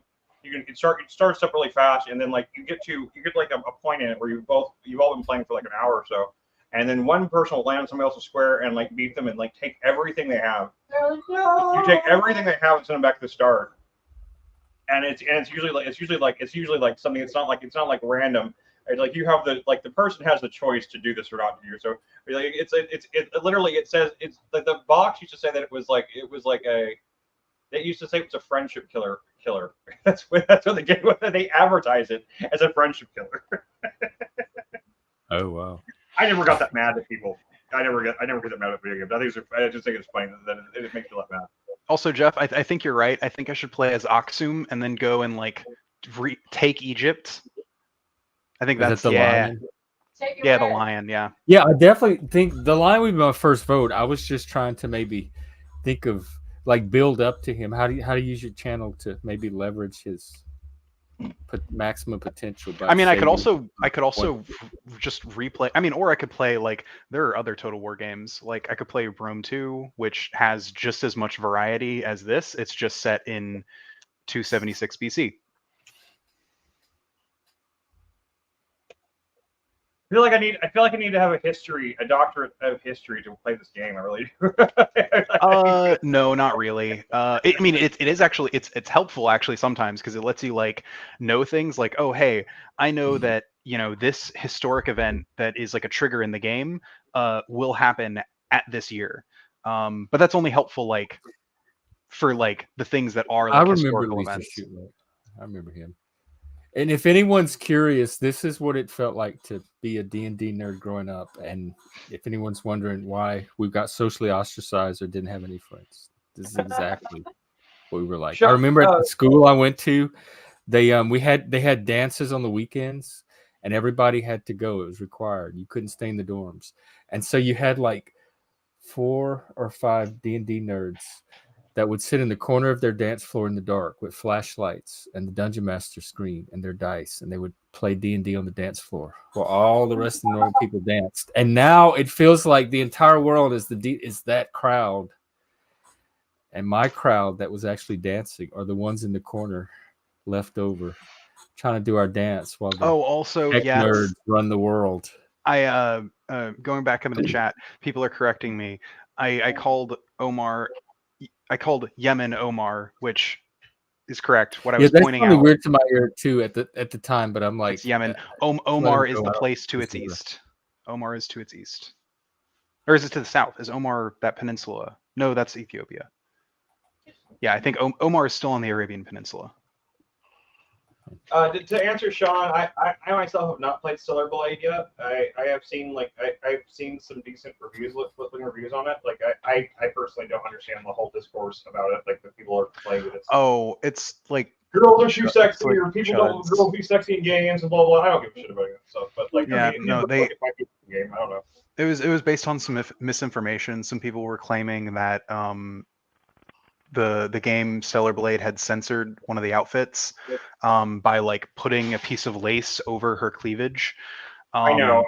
And it But shows- then someone posted and was like, no, I have a screenshot from the early access game, the first time we saw this, in which there was a piece of lace over her cleavage. because that was This just is the outfit. These are not mature adults. Yeah, and this no, is it's way not. Too Yeah. much time on the internet. Yeah, so the Dokapon can connect. That's the PC version. It's right now $24.99 in Steam. Plus, I don't know if it requires Steam DRM. I won't buy any game on Steam. It requires Steam to run just to launch the game because it's just very bad, just stupid design. So Oh. yeah, it's expensive. I don't know if it's DRM free. Well, should we wrap up? Tonight's Survivor Night, by the way, we'll be in the Discord, 10 p.m. Central, watching it. There's also a gaming channel in there for those that want to get some gaming going. Yep. Other than that, Yep. we'll be here. Yeah, I probably Tomorrow. should start gaming going. I spent the problem like 6 months on the Panelverse. People barely understand me still, but my communication skills are really good. So it's a them problem. So Wait, see where I went. you feel like they've gotten better? Wait, what are you saying? I didn't My hear you. communication- Well, sorry. Yeah, my communication skills got better. People barely understand me, comprehend me, so it's a them problem. So I should probably just focus on me. Yeah, that seems healthy, Frank. Yep, I mean, Hank, it really does. close enough. Yeah, I've watched you make connections here too, and communicate in your very unique way. Mm-hmm. All right. Well, I'll head out. I'll see y'all later. Enjoy the stream. All right, Lib, good seeing you. Take Bye. care.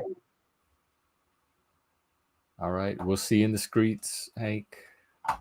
Chris, Yeah. we'll see you. I'll see you tonight for I'll see you next Survivor. I time. already told Frank, so set y'all's alarm or whatever you have to do. It's Yeah. winding down to the end, so I'm excited for it. Yeah.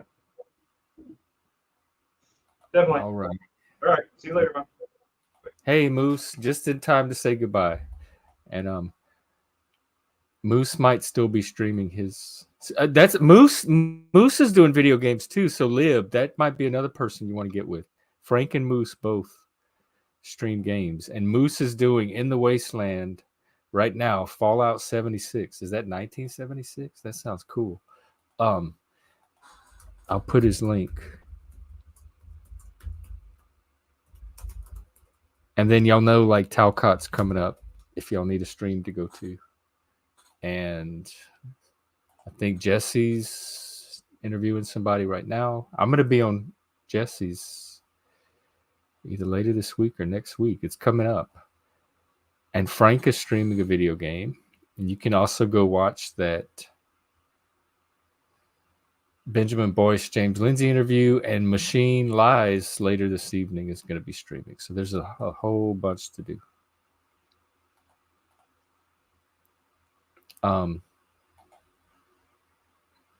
Yeah, No Bad Days is 2076. Okay.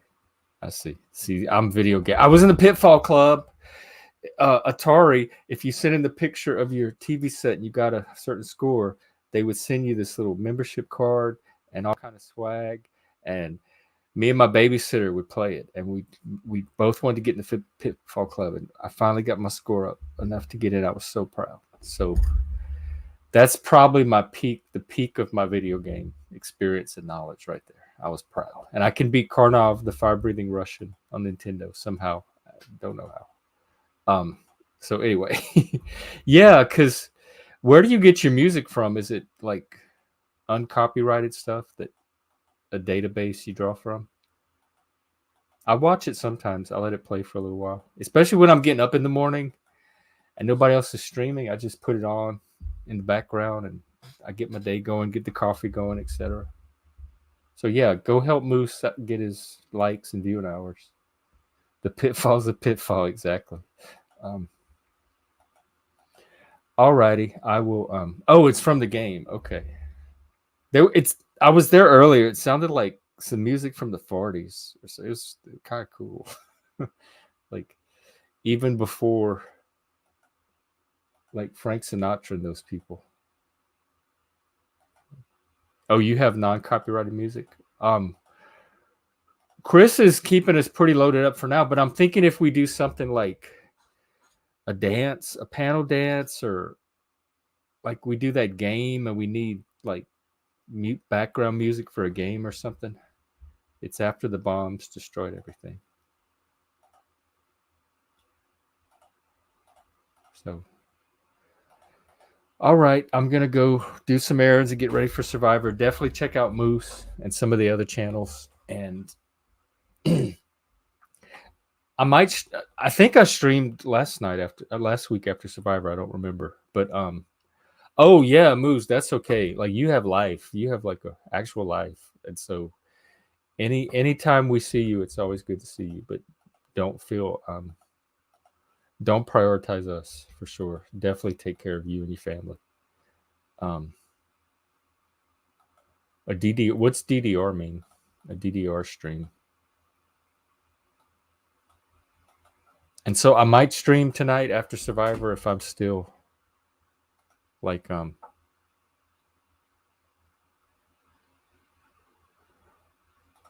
hyped up, which I usually am for Survivor. Oh, a Moose should do a DDR stream. What is that? Can I Google it? Let's see. Dance Dance Revolution. Oh yeah, that'd be fun. Is it something I could dance to without the contraption? I could just, like a panel dance. We used to do dances during COVID all the time. And when 2020 hit, they didn't have Gay Pride that year. And so a lot of the, speaking of, a lot of the events were online. So they had all these Gay Pride dances online and like kink dances and leather dances. And people would be in their apartments with these were the gays. They had their dance lights going, their sexy dance costumes, everything. They were done up. So I've been panel dancing for like at least 4 years now. Can a mod boot the host? You're in luck, Frank. Yes, you can boot me because I was on way out the door anyway. I'm going to run some errands and probably in about an hour, I should be available for another episode of Survivor. Yes, the gays are always doing something. That is true. You could always count on us. If you were bored, especially in a small town in the South, and you look for something to do, go find you a gay. They will be up to something. All right. Yeah, Frank's booting me now. I gotta go. Frank, stop, you bastard, you hateful monkey. I'm trying to do a show here. Can't you see? He's booting me. I'll see y'all later. Come watch Survivor with us tonight. Bye. Let me turn on the music. Frank. God damn it, Frank. Ah! My little dear horse. Hey.